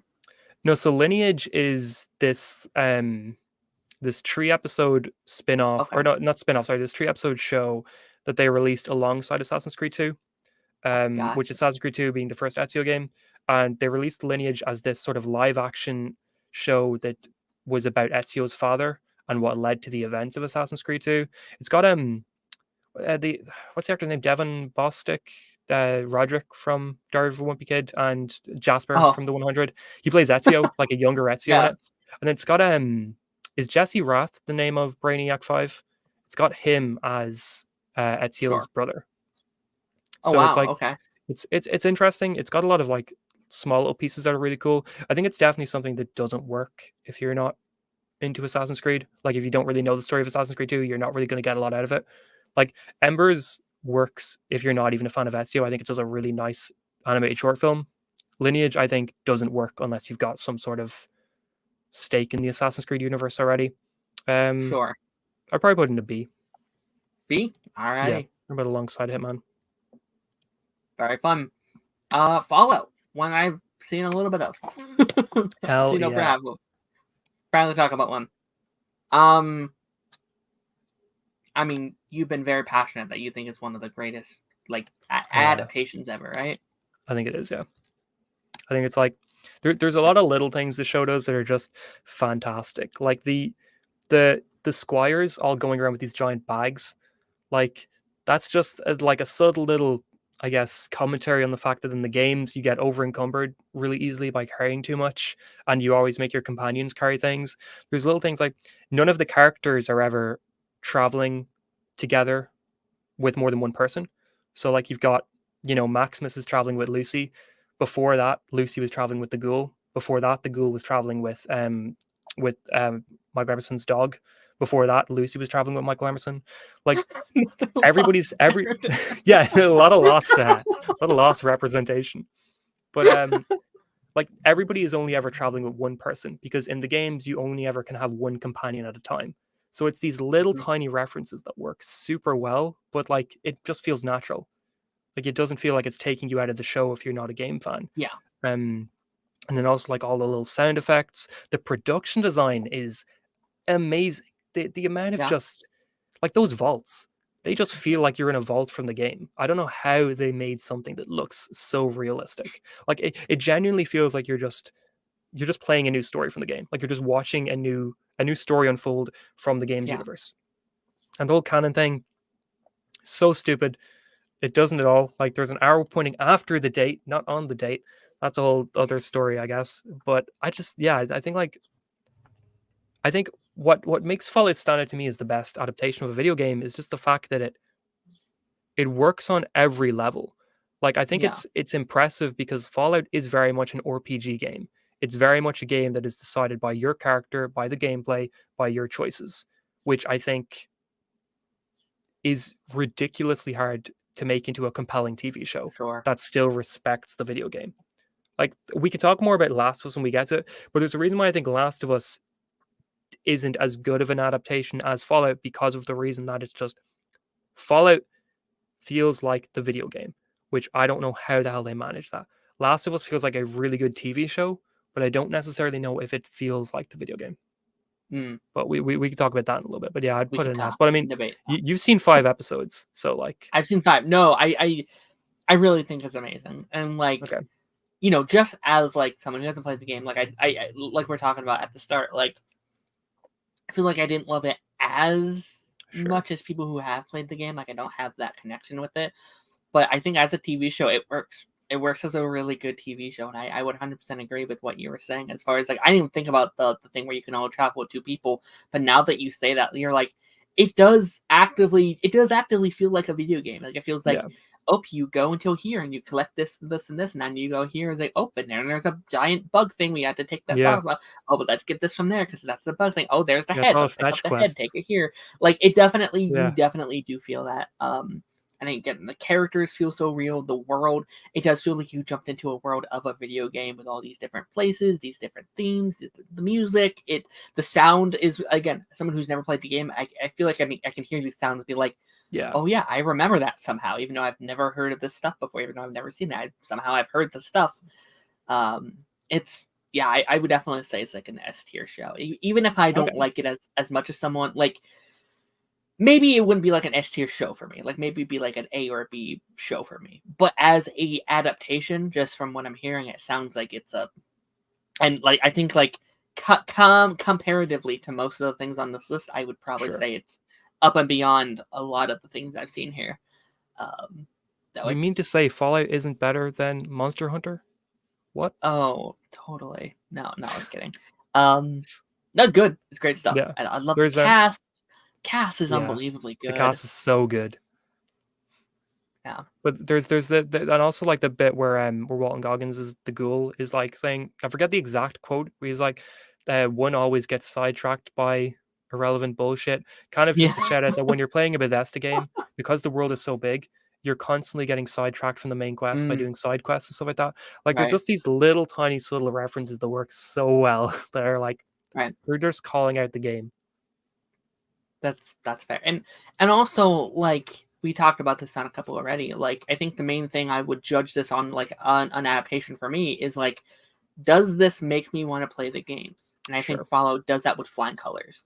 Okay. And there's some that I will talk about. There's some that we'll go into that I'll say if I think it does that or not. But like I, even though like I would say I've been okay with the show, I now want to go play 4 because I want to explore these places for myself. I want to go on these long like landscapes. I want to get a companion, like just you saying that you can give like the dog your stuff. I was like, that sounds so much Yeah. cool. I want to do that. So I think it flies with flying colors on that aspect. I think you'd like 4 a lot. And 4 I is a really good entry point.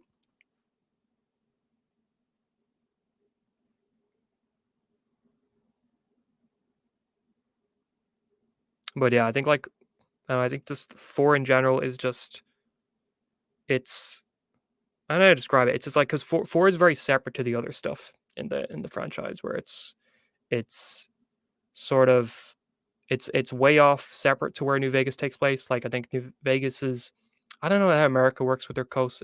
New Vegas is West Coast, and Fallout 4 is very close to the East Coast. okay. Fallout 4 is Boston area, and then New Vegas is, Las Vegas sort of area. Sure. And then Fallout 3 is, they call it Capital Wasteland, so it's around like Washington DC.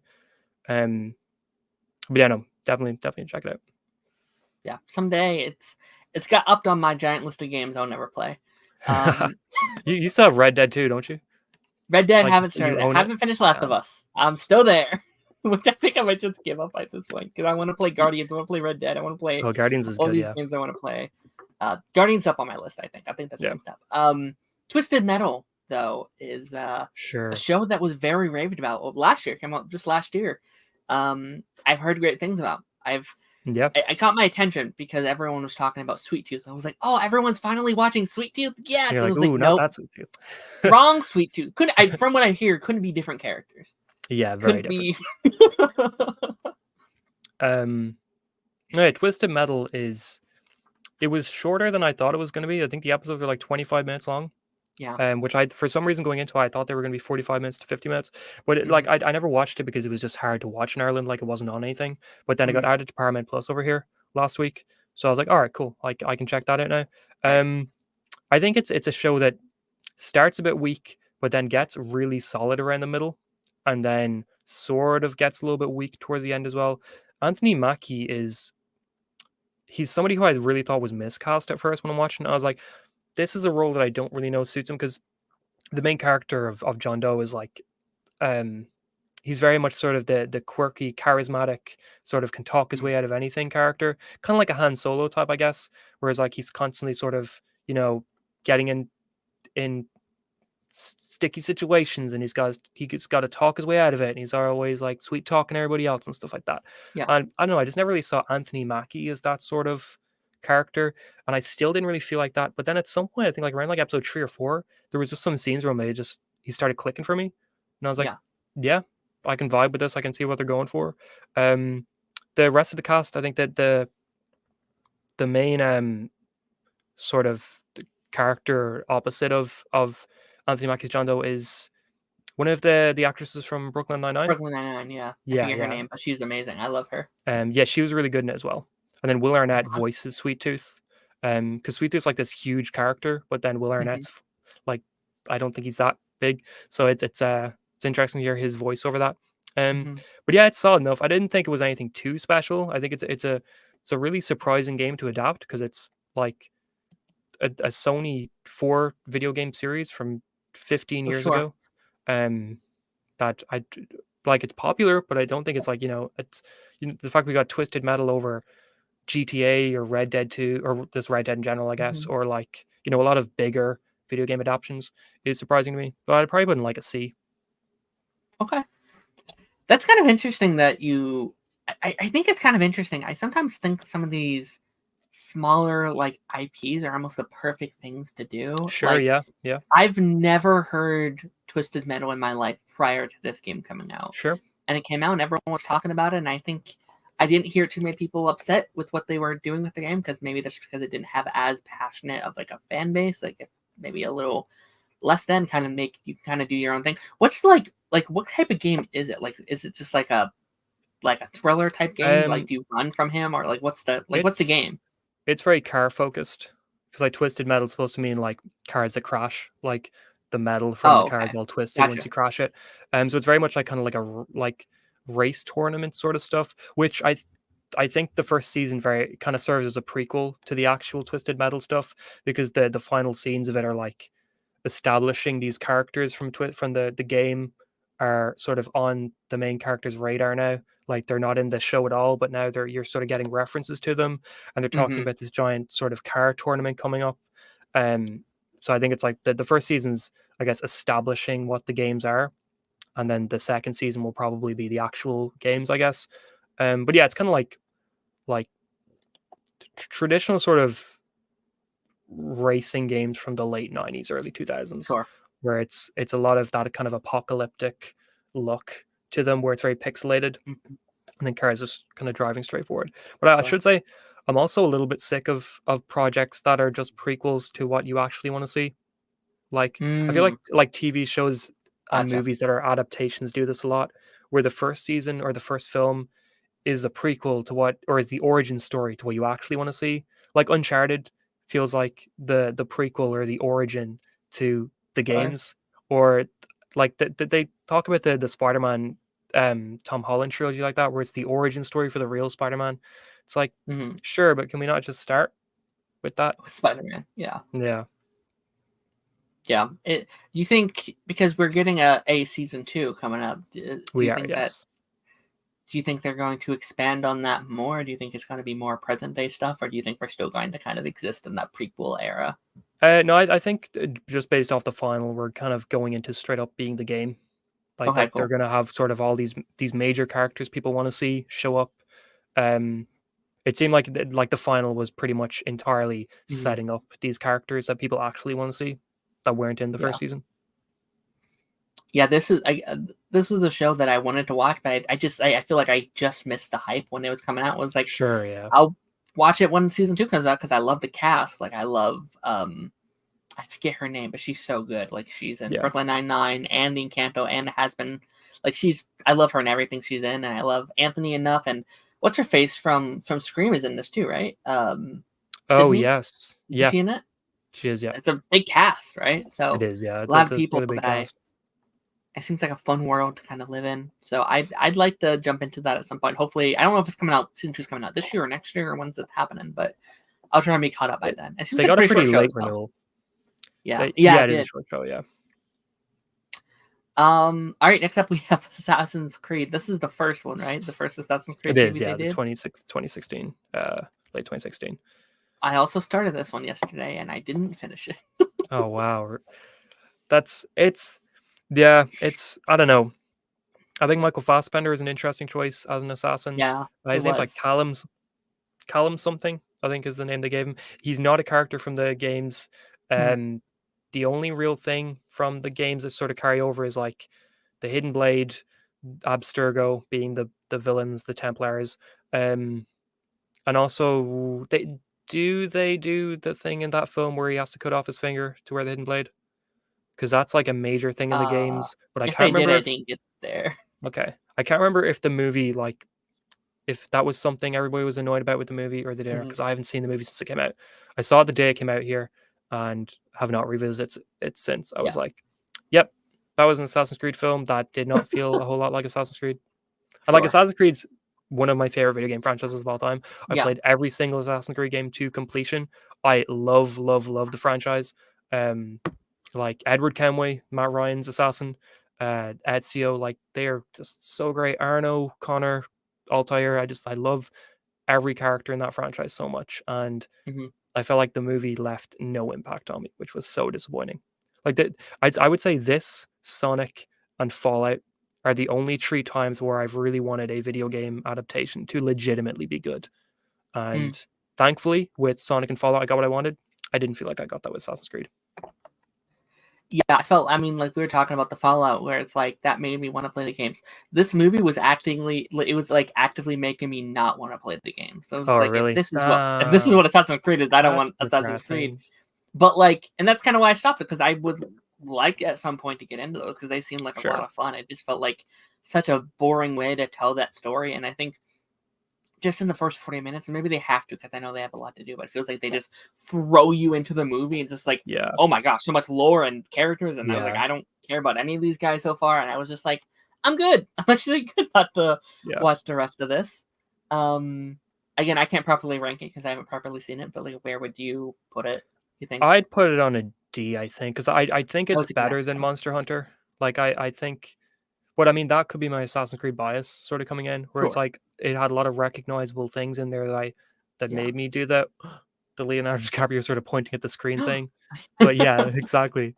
But I don't think it's a great movie. That's fair. Are Yeah, you and okay also with it just in D, or do you want to move it? yeah, I was for in the 40 minutes I saw, I was like, that seems like a fair place to put it. Okay, cool. And just like like you said, you were having like the references and stuff. I didn't have the references. I didn't know what they Sure, were yeah.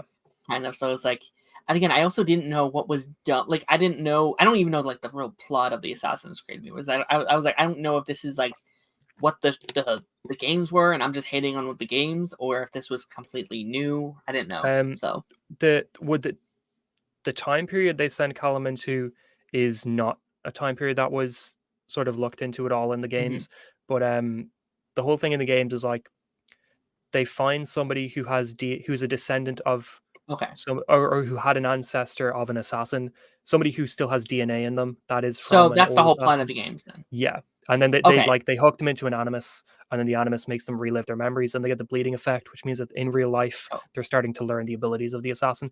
The animus in the movie though was really weird. It's like this giant sort of like alien probe thing that comes down and just grabs them and hooks them up. Whereas in the games, it's just like this giant bed that they just like lie onto. So sure. it looks stupid in the movie for sure. Yeah, I wasn't like because I was fully just thinking that you were just like an assassin in like the past. Like I didn't really think there Sure. was a whole thing where you go back and forth. I was like, Yeah, oh, this there's is a a lot of weird present way day to stuff. do it, but I just didn't Yeah. play games, so I didn't know. Um, The games are mostly in the past, but there's Okay. it every like 4 or 5 major missions they switch back to present day or something like that. Hmm. All right, we have Mr. Sonic the Hedgehog 2. Oh hell yeah. Very exciting. Um, I like this one a lot more than the first one. I would say I had a, because I think this one, to me, it felt like we were breeding in some of those ideas I Yep. recognized from Sonic the Hedgehog. Like, it felt like we were diving more into the world. And I think it separates itself from the human stuff, which I was not a fan of. Like, I still think there's some pretty bad human stuff here, but I Yeah, even felt like the human stuff was more fun. Like, I did as the well. wedding stuff is so It's freaking it's dumb. legitimately like dumb, but it's funny dumb. I think it's like Yeah, there's some jokes in there that really work. yeah. The gun in the Bible is so funny. Like, it's so stupid, but it's just like, all right, you got me.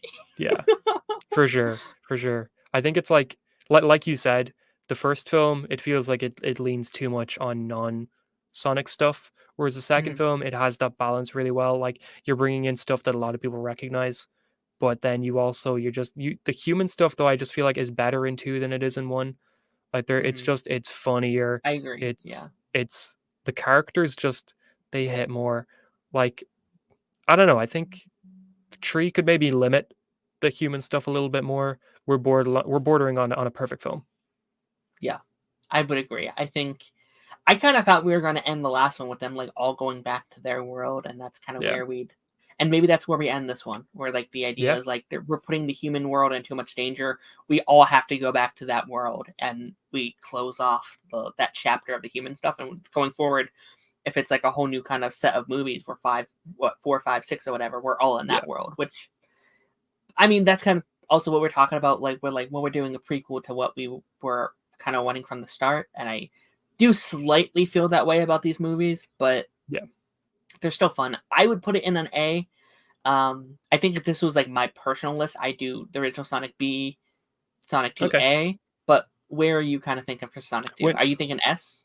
I'm feeling S, but if you want to put it in Okay. an A, we can move Sonic One down. Okay.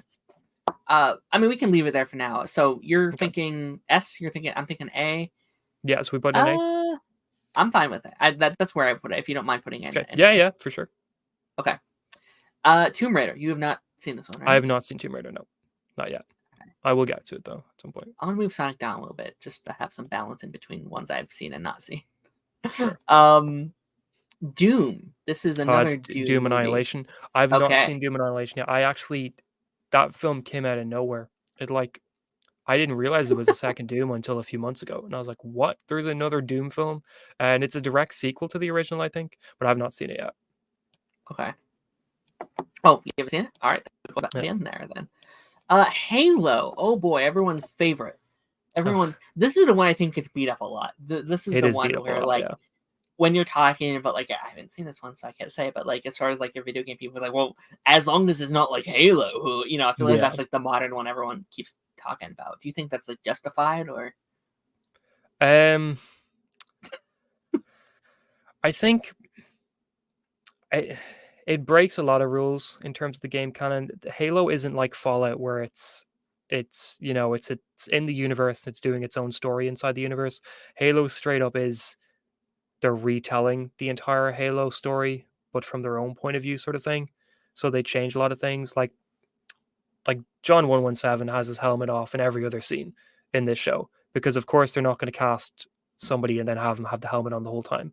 Um, Yeah. whereas in the games, he pretty much never has the helmet off. Like that's a whole part of his character is like he keeps the helmet on. Now I'm not the biggest Halo fan. I've played all the games a little bit, but I've never been super into the world or lore, so I've never really had a stake in this fight. But my opinion on it, just as a TV show, is that Halo feels like a very generic, middling science fiction show. Sometimes it's really, really good. Sometimes it's really, really, Mhm. really boring. Like Yeah. sometimes it's some of the most boring TV you'll watch that year. Other times you're like, okay, this is kind of hype. Like I watched season 2 last week, and there's like moments where they'll just start playing the Halo theme, which the Halo main theme is still one of the best video I've game heard. themes out Yeah. there. But they'll start playing that randomly, and then you'll have like John put on his helmet, and then he just takes out the iconic sword thing. I forget what they call it, but the sword thing that they always use in the games, and he just starts beating people up on stuff, and you're like, all right, I'm into this. This is really, really, really cool. Yeah. But then the scene will end, the music will stop, he'll take off his helmet, and he'll just start walking around doing the most un-Halo things you've ever seen in your life. And you're like, all right, well, that was a good Yeah. 5 minutes. Yeah. It's like, I don't think it's the worst thing ever. I don't think it's as bad as Assassin's Creed. I'd probably put it on the same level as like Twisted Metal and Hitman Okay. Agent 47. I'd probably put it in C. But I Yeah. think like if I was a diehard Halo fan, I'd probably be putting this in Game Over. I'd probably be saying Yeah. this is the worst thing I've ever seen in my life. Yeah. So This is yeah, no, that's fair. And this is one I do honestly wish I did watch, because I've heard from people like in my circle and stuff that someone who has not played the games, or even some people who have, they were like, I actually think this is a pretty solid show. Like, this is a show I sure, enjoy as a non-gamer fan. Like, I've heard some sure. people like, yeah, this is a fun little sci-fi show that just exists on the side. Um it does seem like one of those things, and I think that's a greater conversation to be had about, like, you clearly wanted to make a sci-fi show, but Why you didn't you? knew that you wouldn't get picked Yeah, up. So let's put the IP on the sci-fi show we want to make, and maybe we'll watch it. yeah, And in theory, that's smart, but then at the same time, it's like, but you're just going to make people pissed off at your thing and not watch yeah. it even more. So it's Valma is currently dealing with that same Yeah, idea. I It's can see like, that. clearly nothing like Scooby-Doo. Like, you clearly did not want to make a Scooby-Doo show. You did not care about those characters, but you put the name Velma on it and people will watch it. So, and that's an example where that's working, because it's still People are people watching it. watch Yeah, the over trailer. new. Like, that trailer is a very viewed trailer, the new one that just came out. It's just like, you didn't learn from last year, did you? But yeah, no, I definitely think it's a very interesting show. Daniel in the chat says Halo is my favorite game franchise, but only saw a few episodes so far. I like it though; it's a new perspective. Yeah, that's fair. valid. Like, It's definitely a new perspective. Yeah, yeah, and again, I'm always down for franchises giving their own spin on things. Like, if that's a book going into a movie, a game going into a TV show or movie. Like, I know I do think you need to find that balance though, of like, how can you like respect the narrative that you've already built up, but also do your own thing. Because like, we can talk about The Last of Us, and I love that show, but there's definitely a lot of like POVs where we're like, well, it's just a game I've already played. I wanted something yeah. a little bit different, and like, we can talk about that when we get there. But that's definitely a fair point as well. So, My opinion on the like what you were saying about mhm, the slapping an IP onto a TV show you want to make. I completely agree that that's what they're doing. But I'm like I'm somebody who just thinks if your idea isn't good enough to be picked up without slapping an unrelated IP on it, you shouldn't be making that idea. You should be going out there and trying to find something that's creative or unique enough sure, that it will get picked up based off of its own merits, and not that you're yeah, going, it's Halo, but if I change everything about it, yeah, like it's. And I know, like it's hard to get things picked up for sure. Like mhm, it's never going to be easy, but I think you're doing it the wrong way if you're just taking yeah, an IP and you're slapping it onto a different show. yeah. I would also argue though, like, being picked up is one thing. I think another thing is also getting the audience's attention. Like, Sure, sure. and this is, I feel like we could have like an entire podcast with this conversation at some point. But like, there's a lot of people. There's a whole thing where like, people don't make new things nowadays. It's all sequels and Yeah. reboots. And my counterpoint would be like, they absolutely do. But the thing You're is, just you not don't watching watch them. it. Yeah, You're not watching it because it's not a sequel or a franchise. That's the only thing that is promoted out, because that's what people yeah, watch. And studios have learned, hey, people don't like the original content. What gets us more money is the sequels, the reboots, the revivals. That's what gets us money. So it's this endless cycle. And I'm with y'all where I want more of these, like, these OG stuff. I want new franchises, but it's so hard to get them successful, to make them yeah. popular. It's so rare to get like an unoriginal show or movie do well. It sucks. It's this endless cycle that, again, at some point maybe we can have a bigger conversation about that and what that means. But then it also said Halo has the best game soundtrack of any game. That's It's fair. really good. It is really I've good. heard some of it, and I've always thought it sounded good. Cyberpunk. This is Oh a yeah, new Edge show, Runners. right? Yeah, This this just this came came out like last year. out. Yeah, it was either early last year or late 2022. Um, Mm-hmm. but it came out as like just an expansion on the Cyberpunk universe.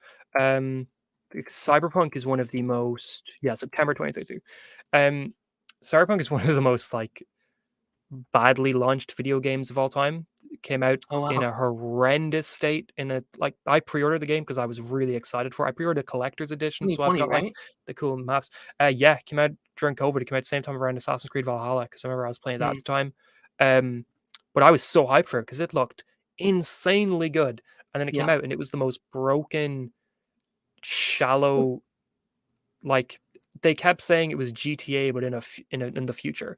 It had ended up coming out, and it was like a game that would have released 15 years ago, pretty much. Like Mm, there was so little about it. Now they've updated and updated and updated it and released so many things that have turned the game around completely, and it's a completely different game now. And I think Cyberpunk Edge Runners was an attempt by them to really turn around public perception of the game mm, by releasing a really good animated show in the same vein of Arcane, because Arcane came out a year prior and everybody yeah. loved Arcane. And I think they were like, okay, we can do that. The way Arcane sort of brought interest on League of Legends, we can release Cyberpunk Edge Runners and maybe get some serious promotion for Cyberpunk, and it worked because it was a really good animated show. It really did a good job at expanding on the world of Cyberpunk. It made me more interested in the overall stories and what was going on in Night City and all that sort of stuff. I'd probably put it in a B. I don't think it's as good as the Sonic stuff or as Fallout, but I really liked it. Definitely a lot more than I did Halo or Twisted Metal. Uh, but yeah, I think it's also something that really works if you're not a Cyberpunk fan. Like if you like, I wasn't a Cyberpunk fan Sure. until I watched this. I was like, that game burned me. I don't want to go back to it. And I watched this, and I was like, all right, I'll go back to Cyberpunk. Sure. So it's a good That's show. fair. And the game also, like, from what I heard, it like turned its stuff around, right? Like didn't they try It to did, fix yeah, some stuff very with it? heavily. That's They cool. fixed pretty much everything. Yeah, That's really cool. I think that's a fun yeah, story. Again, I haven't played it, or really know anything about it. That's the one with Keanu Reeves, right? That's the it game is. Yeah, franchise. it's got Okay, cool. Idris Yeah. Elba in it as well. Actually, oh, the two Oh, Sonic cool. characters, Idris and Keanu, are in it playing Shadow and Knuckles. That's funny. That's cool. Yeah, I've heard things about it. I haven't played the game or watched the show, as most of this list is. Five Nights at Freddy's. This is one I watched this week in prep for this video because it's Oh one I hell yeah! wanted to watch. I wanted to watch it last year. It was one of the bigger block. I don't say bigger blockbuster, but it was a pretty big movie that came out last year. Had a lot of talk around it. I didn't watch it, It so I did. watched it this time. Do you have a history with like the games at all? No, Five Nights at Freddy's is one of those game series. Always been aware of. Always Yeah, seen stuff about them. Always had a lot of friends who played them. yeah. Never something I got into. It was always like, it seems like more of like a YouTuber kind of game than anything I'm Mm. really interested in. So I never really looked into it at all. I would say as like a 2000s kid, this was like the biggest thing growing up. Yeah, Like this yeah, was a massive thing in my like I had everyone in my class was playing it or like I feel like it was like maybe not necessarily my grade but like two grades under me. This yeah. was massive. Everyone was playing it. This was like this obsession that everyone had. I don't Sure. really like scary stuff, so it was nothing I could have got into it as a kid, but I just didn't like that genre of stuff. Um, and this movie was such an interesting one because there was like polar opposite reactions to it. I heard people being like, "This was such a faithful movie. I can't believe how good it was," and then there's another half that's just like, "This is dog shit. This is terrible." Like, and I've like heard the both same. Yeah. felt, yeah, they both felt like very valid into what kind of people wanted, and I actually really enjoyed this movie. I don't know. Have you seen Okay. the movie yet? No. I have. Have you Yes, seen it? I saw it in cinemas when it came out. Did you like it? I thought it was solid. Yeah, I didn't love it, didn't hate it. I was like, I kind of fell around the middle Cool. of it. Whereas like as somebody who didn't really have any history or any Yes. interest in the game, I was like, yeah, it told me what it is. It told me like exactly what the game is. Like I can see this being a game. Like I feel like I understand what this is, and they did Mhm. a good job in that department. Um, yeah, I there would was agree. nothing really I came out of it going like, oh, I didn't like that. But there's nothing I came Sure. out of it going like, oh, that was so good. I love that either. I would agree. It's very like middle of the road. Yeah, I think it's a fun movie. Like, and I think it kind of exists. And I think a lot of people's problem with it was it wasn't scary enough. It wasn't like the games. And I was like, sure. I think that's completely valid. But I also think like kind of like your Sonic. I think it's a good like foundation that they can build on. Like Yeah, I a agree. lot of people came from that first movie. It made quite a bit of money. It's getting a sequel, and I think from there you can just kind of go beyond what it was. I think you could. They've said the second one will be scarier. They've said all these kind of different things about it. I think that's really cool that they can kind of do that. And I think it again. I haven't played it, but it feels like a relatively faithful adaptation. Like, it doesn't feel like it makes any like massively weird moves that Sure. goes away from the game, outside of maybe being less scary than people want it to be. I don't know. I'd probably put it in like a B. Yeah. Okay. I would. Like, Yeah. I'd probably put her in there as well. okay, cool. Like, I think it's very like middle of the road, like B or C. I think because just looking, like, I wouldn't put it with like Halo and like Twisted Metal and Yeah. stuff. Like, I feel like against someone who hasn't played the games, pretty faithful, I guess. Sure. I might move Cyberpunk up then to A because I'm feeling like I'd probably prefer Cyberpunk to it. Okay. But like, yeah, I don't think it'd be as whatever as Twisted Metal or Halo. Mm-hmm. Daniel said, "Yep, Five Nights at Freddy's was a big thing. We played it on mobile in middle school. Yeah, like middle school era, it was massive. People still play it. Like, it's still a relatively really popular game, which it's cool that it was able to live the test of time." Yeah, sure. Mortal Kombat. Now, this was the first Yeah, one, the right? 1995 one. Okay, cool. Haven't seen Mortal Kombat. I think this is a product of its time. I think Oh yeah. this is a film that is 90s through and through, but it is so much fun. It's just like it's easily the best of the true live action Mortal Kombat films. Mm-hmm. But this one's just every other scene has them blasting that theme. We're like, duh, duh, duh, duh, duh, duh. It's so much fun. Like it's it's just it feels like you're playing the game in terms of Mm-hmm. like the characters are just when they show up, when they appear, it's like they're walking out of the game. You're like Johnny Cage is here. Like they're like announced like that. This the music they play at the end of it is like this remix of the main theme, but then during it they just start saying the characters' names as if you're in the character select screen. It's like Johnny Oh, Cage. It's like sure. Scorpion, Raiden. It's just it's so cool. It's so much fun. It's I'd put it in an A. I think it's Okay. just a really really really fun cool film that I think anybody can get into. Like it's short enough. I think it's like an hour and a half as well. Um and it's just a lot of just fights and just like really bad CGI, but it's the 90s, so what do you expect? Yeah, it's a lot of fun. Yeah, Mortal Kombat's one of those franchises. I don't know if I've ever actually played a game of Mortal Kombat. I haven't seen the Sure. movies, but it's such like a cultural game where It like is, yeah. I know the quotes, like I know the like "get over here," and I know Yeah, like yeah. They say that the so many times in the film as well. fatality. Like I know all these. Yeah, I know these characters' names. I know these. I know the game. Like I know about it. I've just never. I didn't sure. even watch the new one, which I fully meant to because I had James from Superhero in it, which we can talk about when we get there. Yeah, Um, and Carl Urban's in the sequel. oh, is he? Yeah, he's playing Johnny That's fun. Cage, like a Hollywood Oh, character, so that's gonna be fun. hell yeah. Yeah, no, But no, I agree, they're, like, iconic. The characters are iconic. very iconic. What they say Yeah. is iconic, all their quotes, the music's iconic, and I think that this movie gets it across, like, it knows Yeah. already like, this movie came out before even Mortal Kombat 3 did, and the movie already knows how iconic these characters are. Yeah. Um, It sounds like, like yeah, I it think yeah, understands the video game from what it it does, sounds yeah. like. Where I feel like a This lot was of these are trying to like edge it up. Like, no, yeah. it's a Hollywood movie, but you're using those characters. That's cool. That's completely true. And this is also this was the highest rated video game film on Rotten Tomatoes until 2018, I think. Wow, And it was really? also one of the few video game movies to get good reviews on its release. Like Siskel and Wow. Ebert, who were kind of the highest movie critics at the time, kind of the ones who were seen as the kind of the top critics you want liking your movie. They gave it a positive review. They were like, Mortal Kombat is one of those films that just about gets through from being a bad film to just straight up being good, which I think was really impressive. Yeah, I would agree. All right, I wouldn't agree because I haven't seen it, but I believe you. And then we have the sequel here, which I think it's a sequel, right? It's in the Yeah, same like Annihilation. continuity and stuff. Okay, cool. Do So you think that one's just as good, it's or it's so interesting because this film ends with like the emperor like bursting out of the first film ends with the emperor bursting out of this giant sort of rock formation, and then all the characters form up and do like their iconic Mortal Kombat poses. The second film picks up exactly where it left off. Like they're in their oh, that's cool? poses, they're ready to fight, except Karate Kid style. almost the entire kid cast or except almost the entire cast has been recast. So they're all still there, but it's almost entirely new faces.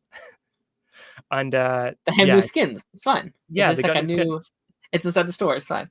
Exactly. The best way to describe Annihilation is it's a it's a really bad Mighty Morphin Power Rangers from the 1990s plot with slightly better CGI. Sounds Like amazing. that's I mean, hey, that's what you're into. That's what it is. I'd put it in D. I think Oh, it's a huge oh, step down. really? Yeah. Oh no. Oh, that's fair though. Silent Hill.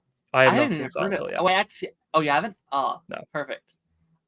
Actually, I was about to say I haven't heard of this game, but no, I definitely have heard of the game. That's a lie. Um, well, let's go to our next one here. Let's go. The Super Mario movie 2023. Yep. What a weird one. Because this is This is a weird another one, one yeah. that I feel like has very differing opinions on. Yeah. I think this one kind of goes into the line of like a good movie and a good adaptation. I feel like it's two separate things. I think Oh this yeah. movie is a fantastic adaptation of Sure. Mario. Sure. I think like when I think of a Mario movie, and I know a lot of people don't like that, they think it should be something more, and I think that's valid. I think wanting more from a movie like this is valid, but I think it's everything I imagined a Mario movie to be. And I even have such a great appreciation for it after watching the other one the other day. Um, I mean, obviously, like you have Chris Pratt as Mario, which Yeah. the casting thing is something else to be we can talk about at another point. But I think the cast, relatively weirdly enough, does a really good job. It hits all the cameos, hits all the characters that you want from a Mario movie, and just like Sonic, I think it's a fantastic foundation for Mario Sure. and the world. Like it brings you into that world, introduces you to all the characters, all the power ups, all the villains, and then I think Mario 2, where if it's just Mario 2, you just do the same thing again, then I think I'll have a problem with it. But I think for your first one, setting this like foundation for what could be an entire franchise or even like a larger world if you want to expand to like the Super Smash Bros. Like people have said. What's your opinion on it? Have you seen it? You've I seen it, have seen right? it. I Okay. sure have. No, I completely agree that in terms of like a video game adaptation, it feels like you're in Mushroom Kingdom. It feels like Yeah. you're seeing these characters from the game. And like we got Yoshi in the credit scene, Yeah. but other than Wario and Waluigi, they kind of have every single major Yeah. character in this. Like there's no sort of beating around the bush the way Sonic does, where you're kind Hmm. of waiting to meet. Like you get Tails in the credit scene, you get Knuckles in the second film. Like with the Mario Yeah. movie, like you've already got Luigi, you've already got Peach, you've already got Bowser. Yeah. You're getting a lot of these major characters pretty much instantly, and I think that's really good. Um, as a film though, I didn't really like it a Okay. whole lot. I think Which is valid. Yeah. I think Sonic, the Sonic films, I think do a really good job at balancing the the humor elements with the actual sort of cool factor and sort of things. Mm. With the Mario film, I felt like the balance wasn't really there, and it sort of at times Mm. ended up getting more into this area of being feeling too much References. Yeah. like references, but also feeling too much like a comedic kids film, which I Sure. get. Like it's aimed at kids. Like I'm not the demographic for this film, but I think Sonic did a really good job at being balanced and being for everybody. Like Hmm. there's comedic scenes, but it's still aimed at everybody. I think Mario sort of missed the mark there, where you can tell where they're aiming at, and Hmm. yeah, and I wasn't as hot on it as a lot of people. Which is fair. And like I would agree. Like I think it could have been more, but I think like I like it as a foundation, and like again, Sure. I think if it's that again for two, then I'm gonna have an issue because then I think you're just not putting in the effort. Because like Yeah. clearly they can make 5 of these Mario movies and they'll probably all make a lot of money and they probably don't have to make a lot of effort. And I think Illumination does that a lot. What they Yeah. have learned, they can make 10 million movies. They're all relatively the same and they'll all make a lot of money. And it's a lazy company from what I've seen. And they've said they're trying to improve and they're trying to do more at their studio. And I'm really excited to see that, to see them do more with what they're doing. But I can understand that. And just like, but I had a blast with this movie. I genuinely Oh yeah. like, but I also think it was like the environment I was in. Like, me and my friend was there when they announced the Mario movie. We had talked about the Mario movie every year, and I went to see this movie with my best friend, and that experience that he had, like Mario's his thing. Like Mario is like Yeah. his franchise. There's very few things in life he likes more than Mario, and just the joy he had while watching this movie Sure. was unmatched, and I wouldn't touch it. And love the cat. Like the Peaches song is so much fun. I'm Oh yeah, still on my playlist now. I personally love it, and I'm excited to see what they further out. Like I'm really excited for the sure, sequel. yeah, What's that? 2 years from now. I'm excited yeah. how they Thereabouts, expand on it. 2026. Yeah, I'm excited. I'm excited for more. I would. Hmm.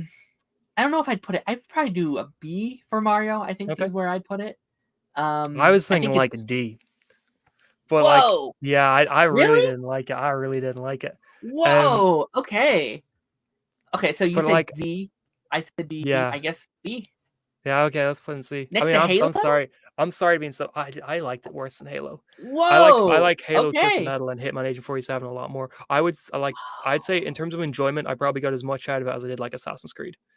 But Wow. Okay. yeah, Which is good. Like I'm I'm sorry glad for that we being have negative on differing that. opinion. No, it's valid. Like I want you to give your full opinion. That's the fun of these tier lists. Is like we haven't. Sure, I don't yeah. think we've ever had on these tier lists where I'm like I'm an A and you're a D and we have to like it's a C. So no, that's valid. Prince of Pristine, which Oh, this is Prince a of Persia. Disney movie, right? Oh, I'm sorry, Uh, Prince of Persia. Prin- This is a Disney I movie. is it? It's I thought so I because haven't seen it yet. Oh, okay, we can put it at the bottom because I remember seeing this one. I Oh, remember like really? it being advertised on like Disney Channel. I'm pretty sure, Oh, yeah. wow. Okay. So like that Sands of Time. so like when I posted like Oh, when I was going through photos, I was like, oh, this movie, I recognize it. yeah, Isn't it it is Disney? Disney. Damn. Yeah, you're right. I didn't realize that was a Disney film. I mean, I know Yeah, the game. I have some of the games on DS. uh-huh. Used to play them a lot, but like I did not know it was the film was Disney. Damn. Okay. Yeah, I didn't know it was a video game movie. I when I pulled it up, I was like, oh, that one. I haven't seen it, but I definitely recognize it. Sure. Um, I think it's just one of those early 2000 Disney movies that just Yeah. weren't too like they went through that phase of like, the Lone Ranger, right? They Yeah. did, The and Johnny Depp one. they did a couple of those in like the early 2000s where I think they were trying to do a different kind of live action Disney movie, and then they went into like the live action reboot stuff. That's All so right, the next interesting. one I think is what what is this one? War. Oh, Uh, Warcraft. I think this is Uh, Warcraft. Have you I seen this haven't one? seen that either. No, Oh, I avoided that because I was like, this one's gonna be bad. I kept yeah. hearing that. It's because World of Warcraft I also am not too into. Oh, yeah. Then, There's we a haven't fair heard few of the about. next ones that I haven't seen yet. Oh, yeah. There's a couple of these upcoming ones that I've seen. So let's see. Okay, sweet. Rampage. Have you seen Rampage? I have not seen Rampage. I've seen one you Oh haven't. yeah, Let's go. where are you Um, putting it? it's fine. It's like every Dwayne Johnson monkey movie you can think of. Like it's Dwayne Sure, yeah, Johnson and a giant gorilla, and they it hits every note that those giant like gorilla movies hit. Where it's like, oh, Jane Johnson meets the monkey. He's like, I'm not going to help this monkey, but then he falls in love with the monkey. It's like, oh well, I guess I got to save you from the military people. And then at the end, it's like, oh, I guess we're friends now. Like it hits every note that like all those type of sure. movies hit. I didn't even know it was a video game until like researching for the video when it came Yeah, up. I it's was like, pretty oh, small video game. Like it's pretty and obscure. it's it's a fine blockbuster. Like it's a Dwayne Johnson rockbuster. Rockbuster. That's funny. A blockbuster. It's a C. I put it in C. It's fine. It's Okay, passable. I haven't seen it in a while, like 2017. Like I got that movie for Christmas one year. I remember watching on Christmas while eating my Christmas candy. It's sure. fine. It's fine. Um, kind of whatever. The Wolf Within, I think is the next one. Have you seen this Oh, one? Werewolves Within. Yes, sir. Yes, Yeah. this is a fairly recent one. Ubisoft game that's like set in a medieval town about sort of investigating werewolves and stuff like that. Or like there's like a werewolf and you gotta like see who the werewolf is. It's kind of like I guess Among Us a little bit, but with werewolves. Mm, Um, sure. the film was very just sort of whatever. Uh, it's got a the cast is full of like TV actors who you're straight away like, oh, I've seen them in this, I've seen them in that Yeah, sort of thing, but you don't know their names, sort of thing. sure. Um, like there's like 7 people in this. So I was like, oh yeah, they were in that show, but I don't Hmm. know their name or whatever. And that's kind of I guess the vibe of the whole film, where it's like it tries to be very quirky and fun, but I think it thinks it's more quirky and fun than it actually is. It's like Mm, it never really feels like it's as funny as the film wants you to think it is, hmm. which I normally films that do that. I mean, humor is subjective, obviously, so it really does depend on what your tastes are. But normally, I do kind of hate when films go into it thinking they're quirky and funny, and they're trying to play that up, because when they're not, it just means none of it really lands a whole lot. But I'd probably put it in like a C as well. I didn't hate it. I thought there's definitely some redeeming stuff in there, and I'd probably put it Yeah. on the same level as like Halo and Twisted Metal in that. Thick. I've heard of like the werewolf game. Like I feel like that's games where you Sure. like play in class and stuff like that, which I don't know if it's the same thing, but it's like, you know, There's it's like, there's oh, like you have to 12 find little out. werewolves or something like that. Yeah, like you when have to people find play. out like, oh, which one of you is the lying one and who ate Yeah. all the sheep, whatever. Yeah, I've seen. I didn't know there was a movie though. Detective Pikachu. Man, I might be the world's biggest defender of this movie. Really? Oh, damn, we're gonna disagree again, I think. I fucking Oh love boy. this movie. Oh boy. And I will say, like, because you haven't played the games, right? You haven't played the games, but these are based off Not the of? Detective Pikachu games. I've played most of the Pokemon Hmm. games, the main Pokemon games. Okay, it's funny. I don't know. Is it a good? I don't, because I don't know how you adapt like that game either. So Sure, I can't yeah, even say if it's it's a a hard good. one to Like, adapt. it's a weird one.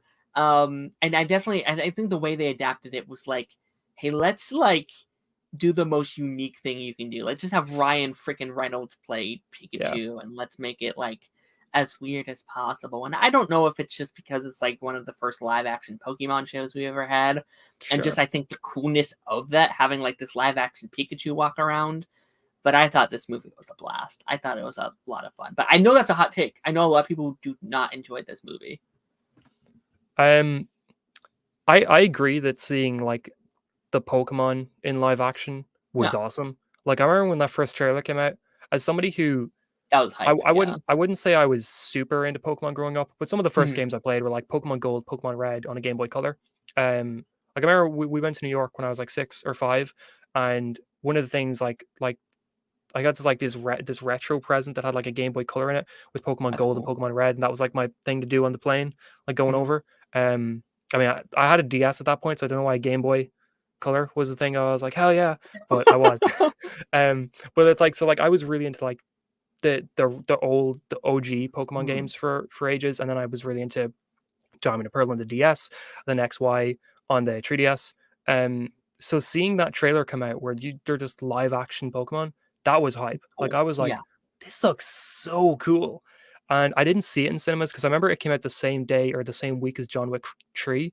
And me and my friend were like, we go see Detective Pikachu or John Wick 3. So we're like, all right, we'll go see John Wick 3. Maybe we'll see Detective Pikachu next week. And then we didn't. What a fun Um, combo. it is a That's a really cool. fun combo though. It's like Barbenheimer, but Same it's like vibe. Yeah. Detective Wick or something. I don't know, like John Pikachu. Um, but I don't know. I just, to me, the Pokemon cool factor, it wore off pretty quick, and I Mm, was like, I'm not vibing with the story here. I'm not vibing with the narrative choices. I'm a little bored during this. Was kind of how that's I felt. fair. I was like, there's a lot of cool Pokemon stuff, but in terms of act like beyond the references, I'm not getting much out of Sure. this. This is like no, that's fair. I don't think this movie does anything like special. Like it doesn't come out here and be like, yeah, this is a fantastic movie. I do think the Sure. coolness does kind of lie at like it's Ryan Reynolds Pikachu, and there's a fun just kind of exploring that world and stuff like that. Which you know, I would probably agree. And maybe I was still kind of what this was 2017, so I I think it was was like, 2019. wasn't was it Yeah, because 2019? that was John Wick 3. Like maybe I'm wrong. Maybe Really? it didn't come out when John Wick 3 did. Are you sure? Hold on. I'm pretty sure. Detective. Yeah, Pokemon Detective Pikachu 2019. Said Really? May I felt 3rd. like it was like 10 years ago. Okay, so I guess that wasn't as It was young as I before thought. COVID though, and like That's COVID, fair. yeah, Yeah, I guess that lines up now. I'm it blew thinking about everyone's it. clocks off. Yeah, So I don't know. Maybe just my maybe you know like that's prior to me being super into movies and stuff. I'm a lot sure. more casual. I also haven't rewatched the movie. Like I haven't Yeah, gone I through haven't and seen either. it again, and there hasn't been a lot of motivation to see it. I mean, I also had said a lot, like kind of like the Mario and stuff like that. Like I thought this was their test run for Pokemon on the big screen, which I'm Yeah, very shocked they haven't done it again because I think same. Pokemon can be that franchise. Like I think it can be the MCU type thing.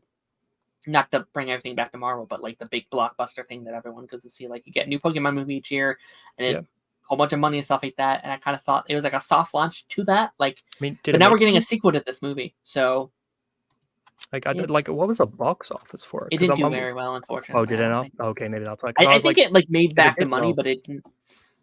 I don't remember exactly. I mean, what's the yeah, budget? Because it couldn't have been a cheap budget. yeah, that CGI budget was probably a lot, right? Yeah. Yeah, the box office was 450 million, and then Ooh. the yeah, because it budget was 150, but I don't know if that counts marketing. Yeah. Uh, I had a lot of marketing. It yeah, was everywhere. it I was remember. everywhere. Yeah, Yeah.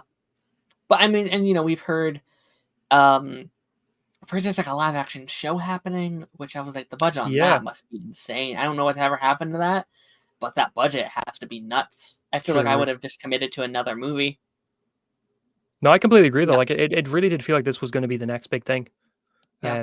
Like Pokemon was like Netflix are doing that sort of chill Pokemon show at the moment or something like that that comes out every Yeah. few months. Yeah. I forget what it's called. It's like Pokemon, like It's it's at just the like it's camp like or whatever. Yeah. yeah, exactly.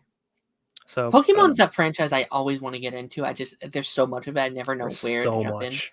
Like I was very sporadic. I like Pokemon slightly. Like I feel like I never like fully got into it, but I was a fair. I got a couple cards growing up. I played these games. I played like a DS game at one point, but not much of it. Not enough to get Sure, into it. I watched the anime a little bit. I saw a couple of that, but I was I really was into kind the of one. animated stuff.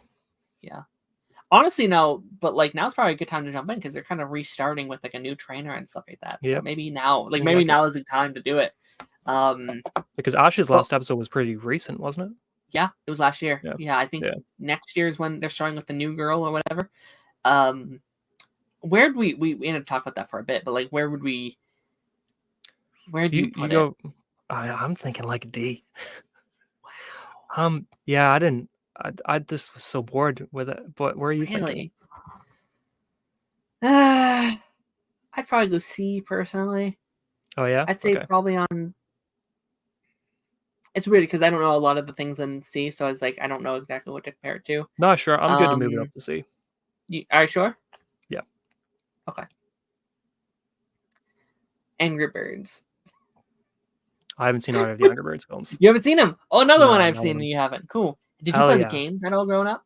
Oh, I did. When the very first one came out, I played it a decent bit. I don't think I played any of the ones after the first one. But like I'm Yeah. talking like the first one, like when it was out on like the phones, like before it Yeah. came to consoles and stuff like that.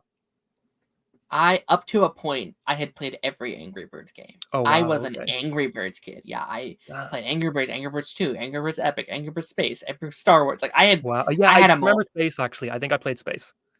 Yeah, there was a time I had on my phone, I had like a folder. It had like 8 Angry Birds games in it, and Wow. I would just go through them. I loved Angry Birds. And I remember when they announced the film, like it was like an Angry Birds movie. What the heck? And What are they you said doing? you haven't seen them. No, Um, neither of them. it's talking about like an adaptation. It's tough because like there's not a lot of lore Yeah, I was to gonna say, what Angry is there Birds. to adapt? Right, like the whole thing is like you get your slingshot, you swing it over, and you get the pig. So I think there was Yeah, a lot of like creative liberties with the Angry Birds movie. sure, Um, I also want to say I haven't seen them for a very long time. Like it's been a while, sure. so I don't trust my opinion on this. I enjoyed both of these for what they were at the time. I remember the first one. I thought it was okay because like I thought it was a fun story. You got to put your big cast, get all the big like You know, like names to Jason voice all the different Sudeikis, birds. I think, was it? Yeah, you get Yeah. all them. It's a fun world that they were able to build out. This war between the pigs and the birds, and it's actually very like I feel like it's very like Walking Dead, where like the pigs come into their space and it's like we're taking your land now. You got to Jeez. deal with it, and It's all like the Plants birds vs being like, Zombies. okay, yeah, and then it's been like, no, we got to Yeah. take back our land. We got to take down the pigs, and it's Yeah. it's a fun movie. It's okay. And then the sequel was like, Okay. oh, but the sequel was like, oh, but now the birds and the pigs have to team up to take down the penguins, and it's like, all right, I'd Cool. say they're both like B's. I Okay, don't think bees. I'm okay. like I'd say probably better than what's in Halo. I'd probably say it's Sure. better Yeah. than better than Rampage for sure. I like Pikachu more, I think personally, but Okay. yeah, I'd say you know what I'm gonna say first one's a B. I'm gonna say the second one's a C because Okay. the second Sure. one just kind of like it comes in there and it does like it doesn't do much. Like it's just like your classic like animated sequel where it's like Sure. yeah whatever it was fun it's whatever. Doesn't do that much though. Next one here's Castlevania, which have Oh you played yes, before? Have I you still watched this have one? not seen it. I've Haven't wanted to seen it? watch this for so long, and I still haven't. I've heard of this. I don't like. I've heard of it for years. I've never seen it though. Like, I don't really even know what Castlevania is, the game or Um, the show. Is that a show or a the movie? show, it's a show. It's three A show. seasons, I think, at the moment. It's animated, but it's from what I hear, it's great. Like it's one of the Yeah. best video game adaptations. Cool. Cool stuff. And on the opposite of that, we got the Super Mario movie, 90s. I think it's as Have you bad seen as this? Monster Hunter. Yeah. I watched this. I have it on DVD. I was given this as a Christmas present on DVD, and I was like, "Oh yeah, look at this. This is so great, Hell Mario." yeah. And I watched it, and I was like, "Can I burn it?" Like, I know I'm 7 years old. Will I get in trouble if I light a fire in the house right now? But yeah, it's as bad as Monster Hunter, I think. Yeah. Yeah, Oh, this movie was bad, but I think because I watched it for the first time the other day. That was the first time I had ever seen it, and sure. I clearly didn't ever watch it because I knew how bad it was. Like, I heard how bad it was. I do think it enters in like so bad it's good though. Like, I do Sure, think it yeah, enters into like this is so like this seems like a show that'd be fun to like get like a beer, get drunk, and watch this like stupid ass sure. movie because it's like It's like fun with how alcohol. sure. No, it feels like that to be like a fun like bad movie night type of movie, and like I even think it kind of starts off like it's weird where it starts kind of off, but it's like okay, I can kind of see where you're going, and I think up Yeah, until the point where you go into like the Mushroom Kingdom or whatever, it's okay because like you're kind of saying like it's weird you're doing this whole mob boss thing, but I can allow it. I think it's kind of actually a similar like formula to the original Mario movie yeah, where they're just kind of doing their jobs and they go into the tunnel, and then it gets into fungi and the weird transformation with the dinosaurs, and yeah. Toad is a man, and it's just like he's this giant headless creature, and it's just like, yeah, this is bad. This Yeah. is bad. Feels like Batman Returns a little bit to me, Yeah, and I don't like Batman Returns either. Um, yeah. I Mario fans, don't come at me for saying this, please, please, please. But because, well, not for saying this, for getting this wrong, because I probably am wrong. Mm. But is I'm pretty sure this was the reason why Mario and Luigi started being done as like New York plumbers. Like I think Mm. before this, there Oh, was really? nothing to say that they were from New York, and that this film might Oh, have started that. Might be wrong on that. I just because I remember like the original stuff to this point was it was just kind of ambiguous. Like sure. he was just from the Mushroom Kingdom, or he was just going through pipes and that. And then this Hmm. film came out and was like, he's a plumber in New York. So Right. might be wrong on that, but that's what That's I interesting. heard. Yeah. Yeah, I think I don't know lore Mario like that. Like I would have a friend that would be like, "Oh yeah, this came out this whatever." Um I kind of like the plumbers things though. I don't know. Sure. I don't hate that addition to it. I think with those kind of things, like Mario's kind of in the same realm as like Angry Birds, where there's sometimes not a lot of like lore, and like when you're adapting a movie, you kind of do have to take your own like creative liberties because what's the movie going to be like? Because again, there's a lot of people that were mad when Chris Pratt was like that you didn't get Charles to voice Mario in the Yeah. thing where it's like, yeah, but Mario doesn't really talk. Like he just goes the woohoo and yeah, like there's not much of like a Nothing to draw on there. yeah no. So creative liberties, I think when Mario was fine. But I honestly did have a good time. Like I genuinely had a really fun time watching it, knowing that it was going to be dog shit. Like knowing that this was going to be a bad adaptation of Mario. Sure. And it has like even the beginning, like it gave me like kind of these Karate Kid, Rocky vibes from like that Yeah. era of movie. Like I got the '90s vibes, but the more you go into it, the more it's just like, oh no, this is not good. It's like, no, what are they doing? What are they doing? I put it in game over. Yeah. I can put it in game over, knowing That's what I'm that's very thinking. fitting when it comes to Mario. Goes like, woohoo, and when he dies, whatever. But it's I would say like enjoyment factor. I put it in like A or B if I was just like how Damn, much okay. I had a good time with it. Jeez. Um, like again, like I think if you're with a bunch of friends, you're just there making fun of it. It's great. Yeah, you can get a lot out of Um, it. that type of movie. Yeah. Sure. All right. Next up, we have Need for Speed. I Have not seen it yet either. I do really want to though. haven't seen it haven't seen pile. I'm gonna save Last of Us for last. I think that'd be a fun Okay. way to end Yeah, it because all it's off. last. Get it? Last. Last. Oh, Last of Us. Oh. Um, Mortal Kombat As a 2021 2018? version. Oh, 21. Yes, Is it this yeah, 21? because this came out during COVID because it came out on HBO Max same Wow, time that's right. as That's right. But yeah, it's unfortunately to me I felt this was kind of generic. Like it's not a bad film like Annihilation, but it Hmm. doesn't have a lot of the charm that the 1995 version has. I think it comes across as sort of not really feeling like it's overly related to the game, but also not really feeling like it's an overly great just action film either. Hmm. Um, there was a lot of controversy surrounding it because the main character in this film is an original character.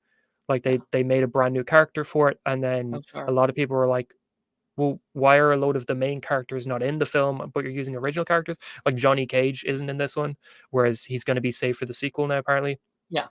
Um, but I felt like it just there were bits where it was really fun, but it was like very few and far between. For the Hmm. most part, it was just kind of characters punching each other with not a whole Hmm. lot to go, oh, this is Mortal Kombat or this isn't Mortal Kombat. That said, better than Annihilation. I like it more than Assassin's Creed. I'd probably put it in C. Okay. It'd be like a low C though. Yeah, I mean, this is one of those things where I was fully planning on watching it. That's time I was getting into like a lot of the new movies and stuff. But like, Sure. there was a thing where I've never played the games. I don't have any history with it, and everyone was saying it was bad. So it was like, wait, why would I watch it? Like, if it was Yeah. good, I'd be into maybe giving it a shot. But if it was bad, I also have no attachment to Mortal Kombat. Why would I watch it? But Valid. I definitely remember there being um, a lot of letdowns with this one because I think a lot of Yeah. people had faith that there would be a good Mortal Kombat because I know a lot of people don't like the first two. There's a lot of hate that goes with those Yeah. first two movies, and The they're like, oh, they're 1995 finally one I giving think a is good like one. it's I think it depends on what you're looking for because it can feel Sure. like it didn't age well at all. Like Yeah. in terms of just because it doesn't look good. Like I Sure. think, there's everything in that film looks like it was horribly put together, but it was the 90s. So, Right. That's very fair. Yeah, and the new one comes out soon, right? Isn't that next year? this year is supposed to be. I think Is it's it still this year? supposed to be like yeah, they finished filming in January. Oh, damn! I didn't see it on the schedule at all. That's kind of crazy. Do we have like a date for it, or is it just kind It of in just says limbo right now? 2024. So Damn. maybe they'll push it to 2025. Yeah. Honestly, it could be a case of Warner Bros doesn't know how much money they have to spend on films yet.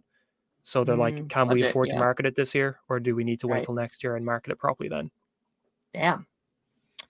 All right. Prior to jumping into The Last of Us, and I'll try and wrap this all up pretty quickly because I know we're 2 hours in. But somehow the photos didn't put in two of the entries that we had on our list. So I just want to like voicily where we'd put these. Gran Turismo didn't end up making the tier list here. I Is there? have not seen it. Haven't seen it. That was one of No. them I was going to watch. I ended up not doing it. That's a movie that turned me off so much because I saw the trailer in cinemas so much. So much. Yeah. Every time I went, and it's the most annoying trailer. And every time I roll my eyes, because I felt like I saw the entire film in the cinema. Like it was like they showed you the start, the middle, and the end. It's like, well, that's how it ends. Is how he beats them, and it's all good. Like I felt like there you go. there was nothing else there. It was like, oh, okay.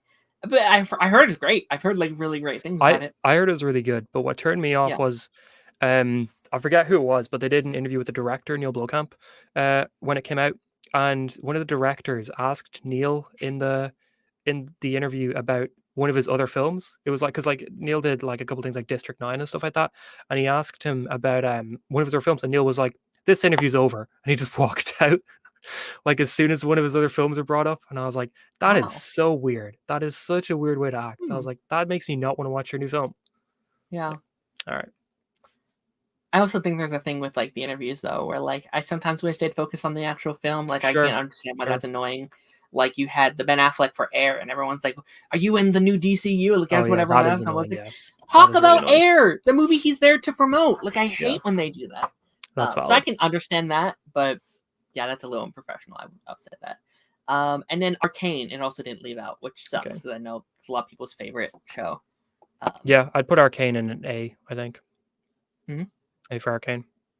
I'm so sad. I wish I would have just finished it because I think I'm glad I did because I think I'll enjoy it more now because when I was watching it and like I watched the first 4 and I was just like, I'm not vibing with it. I don't know what's wrong with me. Sure. I think maybe it was just a bad place. Like I think I had heard people being like, this is the greatest animated show of all time. Like this is one of the greatest shows I've ever seen. Like I was hearing these big bombastic things about it, and I wasn't feeling it when I was watching it. And I think maybe I would if I was watching it under a different lens, which it comes Sure. back this fall, I think. Like It season does, 2 is yeah. coming out. I mean, it's been a Um, big gap. It's been 3 years since season yeah, 1. animation takes a while, man. It It sucks, does, yeah. but I I'm mean, and excited it's to got a continue great into it. animation style. Like Yeah, it looks like it takes time. sure. No, I get Oh, it. also I get it. Uncharted, I'd put in A as well. I forgot about Uncharted Did I completely. forget Uncharted?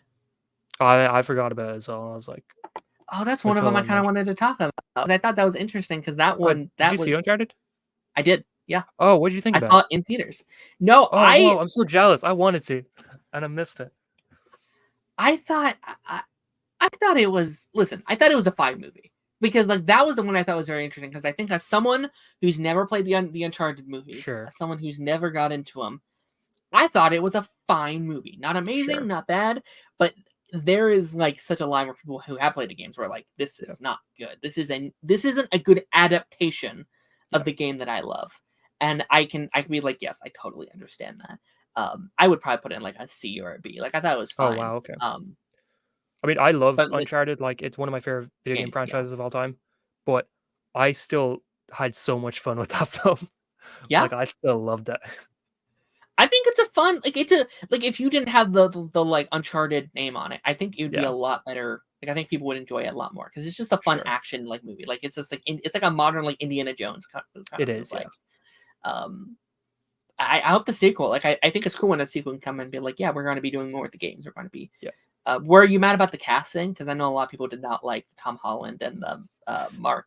Um, yeah. oh my It's gosh, weird. Mark Wahlberg, like as Mark Sully. Wahlberg. Thank you. Um, Yeah. I think yeah, I don't know. I think Tom isn't my first choice for Nate, but I think it works. Like everybody's saying, like get Nathan Fillion as Nathan Drake.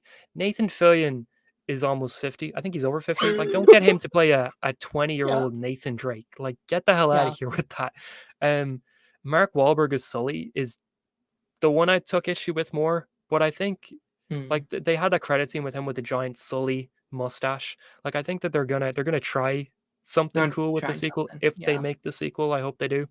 I think Um, it's happening. Yeah. Oh, I hope so, because like, there's just moments in that, like, the whole bit where they're on the giant, boat that's up in the sky, Hmm. and he's got his necklace on, and he's, like, swinging across, and they're playing bits of the theme, like, that just Yeah. was so much hype. I was so into Yeah. that. Yeah. I thought that was fun. Again, I'm down to see if you can do better with the sequel, if you can improve it Yeah, somehow. hope so. And then The Last of Us, which is the one on this list I've actually played the game of. Hell I guess I yeah. played a couple. I played Mario. I You played played Angry Birds. Angry But Birds. yeah, I played.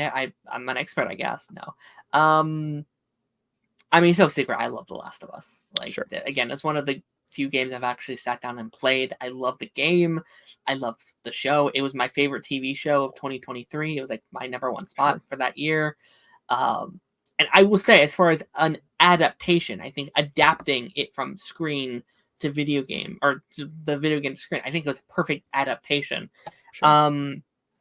There was a bit of me that would have liked a couple of differences, and I think there are a couple of differences, especially when you look at like episode 3 is the big one, where I think Yeah, I probably like episode 3 more than I love all the games and the rest of the show because I think that was just a special piece of art. It was just something really special. But I can definitely get the criticism, like, but I wish it was something. I wish there was a bit more from the gamers because I think the experience you're going to have as someone who's never seen the show before to someone who's playing the games and is not watching the movie, I think you're going to enjoy it slightly less than the people that were able to just watch this as a show for the first time. sure. Because I think that was that was one of my favorite things actually about the show. Like I know the real Rejects did that where they had. I actually really loved how they did it. They had a set of people who had both played the games and loved the games, and they had a group of people who had played the games, and they had both reactions. I thought they were both so interesting to watch. I almost liked the people who hadn't seen it before because they knew nothing Yeah, knew nothing. about what was coming. And that was Sure. a really fun reaction. And I'm so sad for those people going to game 2 because I feel like they're going to be for a. I don't think they're ready for what's going to be happening in the second Sure. season 2. Um, I don't think you like it as much, right? You're slightly I'm a behind me. little less hot on it than you, but I still think it's an S show. Like I Yeah, think it's still almost undisputably one of the best video yeah, game adaptations of all time. Like any video game would be lucky to get an HBO level TV yeah. show or movie to adapt them. Like you can't get better than that. I would say Last of Us fans, like game fans, I think, are some of the worst for spoilers. Like, I mean, I know the whole plot of two. I knew the whole Yeah. plot of two before the show came out. I like never played two, Hmm. but when I knew the plot of two since the leaks, when Hmm. everybody was like, "Oh my god, you're not gonna believe what they do in the second game," sort of thing. But like Last of Us fans are not subtle when they're No. commenting on Twitter with no spoilers, being like, "Oh, Pedro Pascal's done filming. I wonder what that means." Like Yeah. you're spoiling it for the viewers who are coming in to the It's TV show. And like you can relax a little bit on that. Like when you're talking with people who clearly haven't played the games, don't start hinting at things that are going to happen because that's just it's the same as like I've noticed Invincible fans on Twitter doing it a lot, where they're really yeah. heavily hinting at comic things coming up. And I'm like, don't do that. Why are you doing that?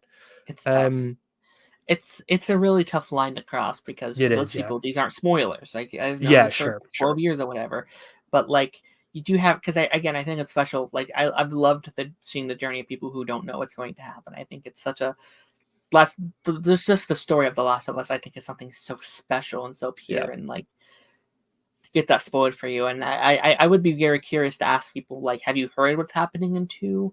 And like even on here, I tiptoe to be like, is it spoilers? But do you know? Do you not know? It's yeah, hard to balance that line.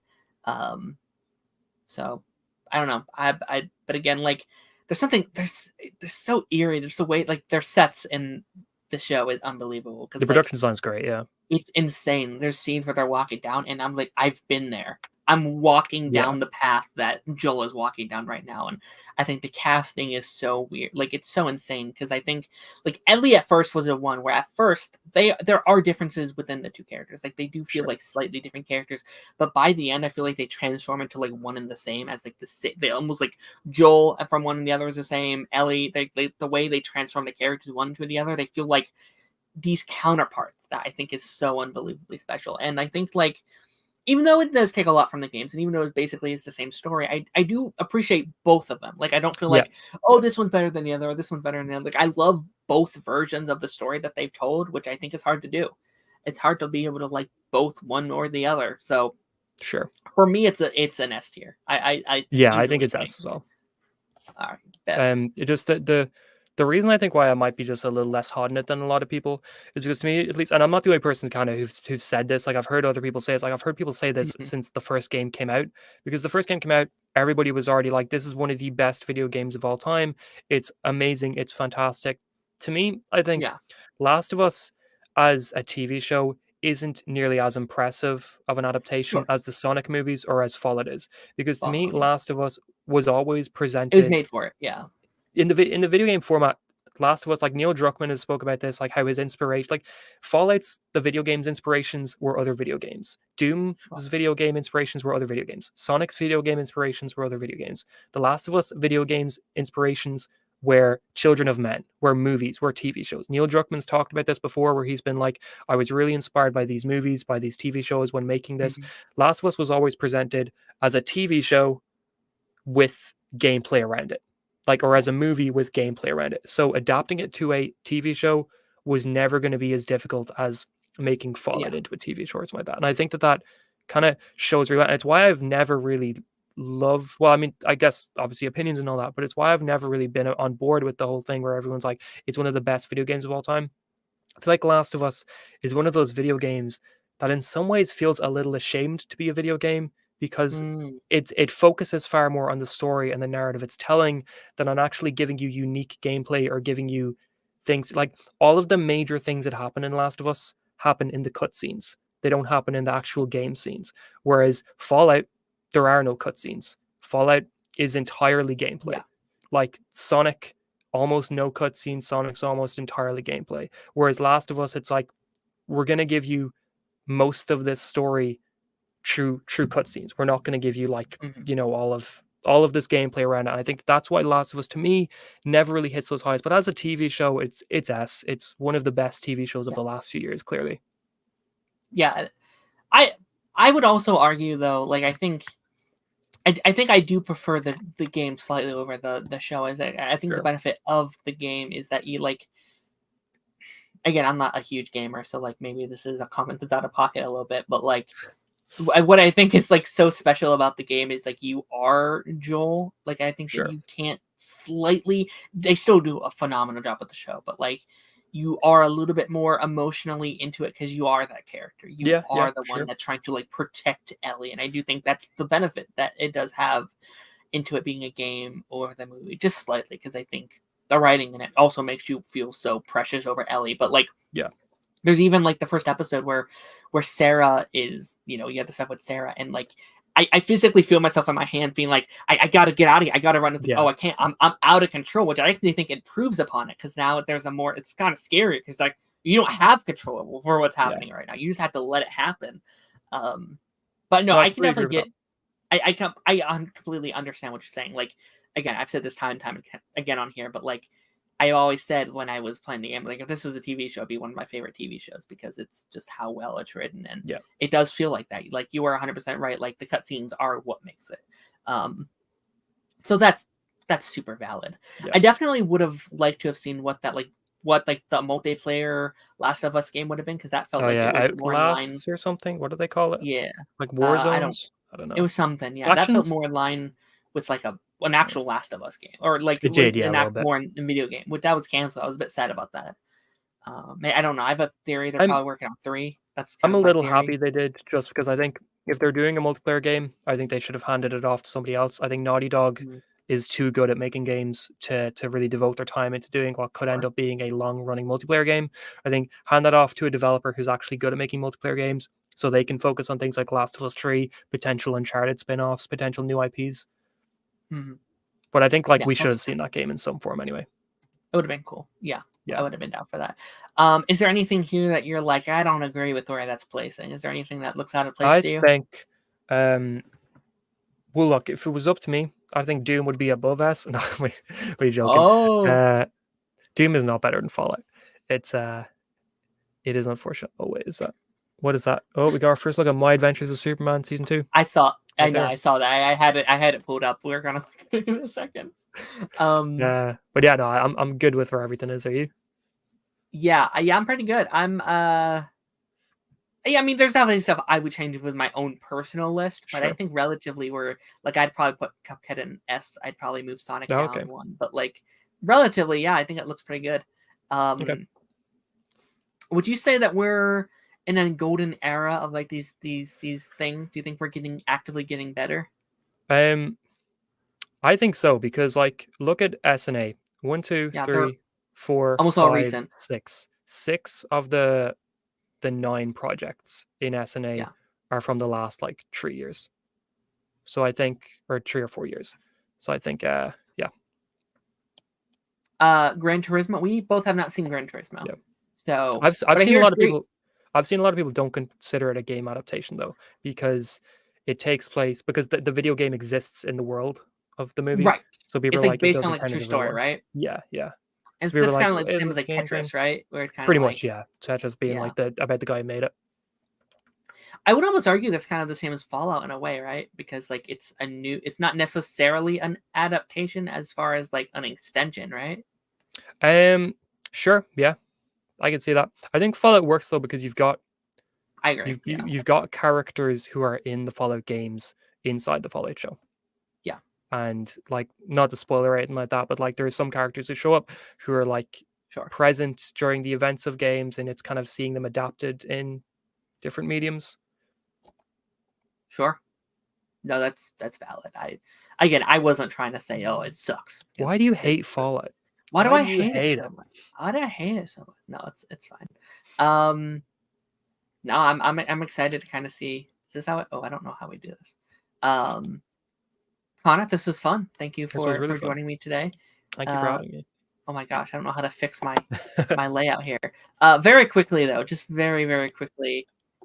We do have a did they come out with a proper teaser, or is it just that I just saw it come up on 14-second the one? Discord.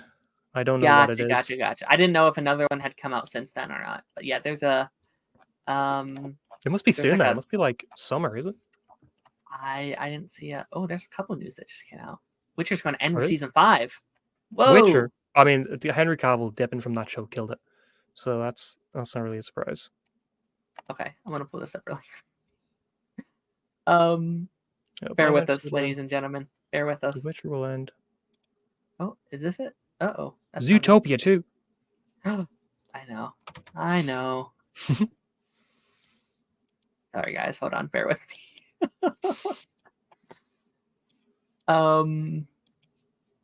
Do you like the first season, Connor? I love the first season. We ever talked about it? One of my favorite shows last year. Oh yeah. Okay, we're all good. 2 years in a row, getting a new season of Superman Lois and My Adventures with Superman. That's awesome. I was just thinking about it. Like, I wonder if we can expect a new season this summer, because it was done. Like, season 1 came out, season 2 was done. I wonder if this is the last one. I wonder if they won't get renewed. Maybe they just drop it. I hope so. Yeah. I hope so. All right, let's see. Hello, revenge. Oh, it's true. There is another like you. We are running out of time. Oh, Kara? Super cool. Kara? We're doing Kara already?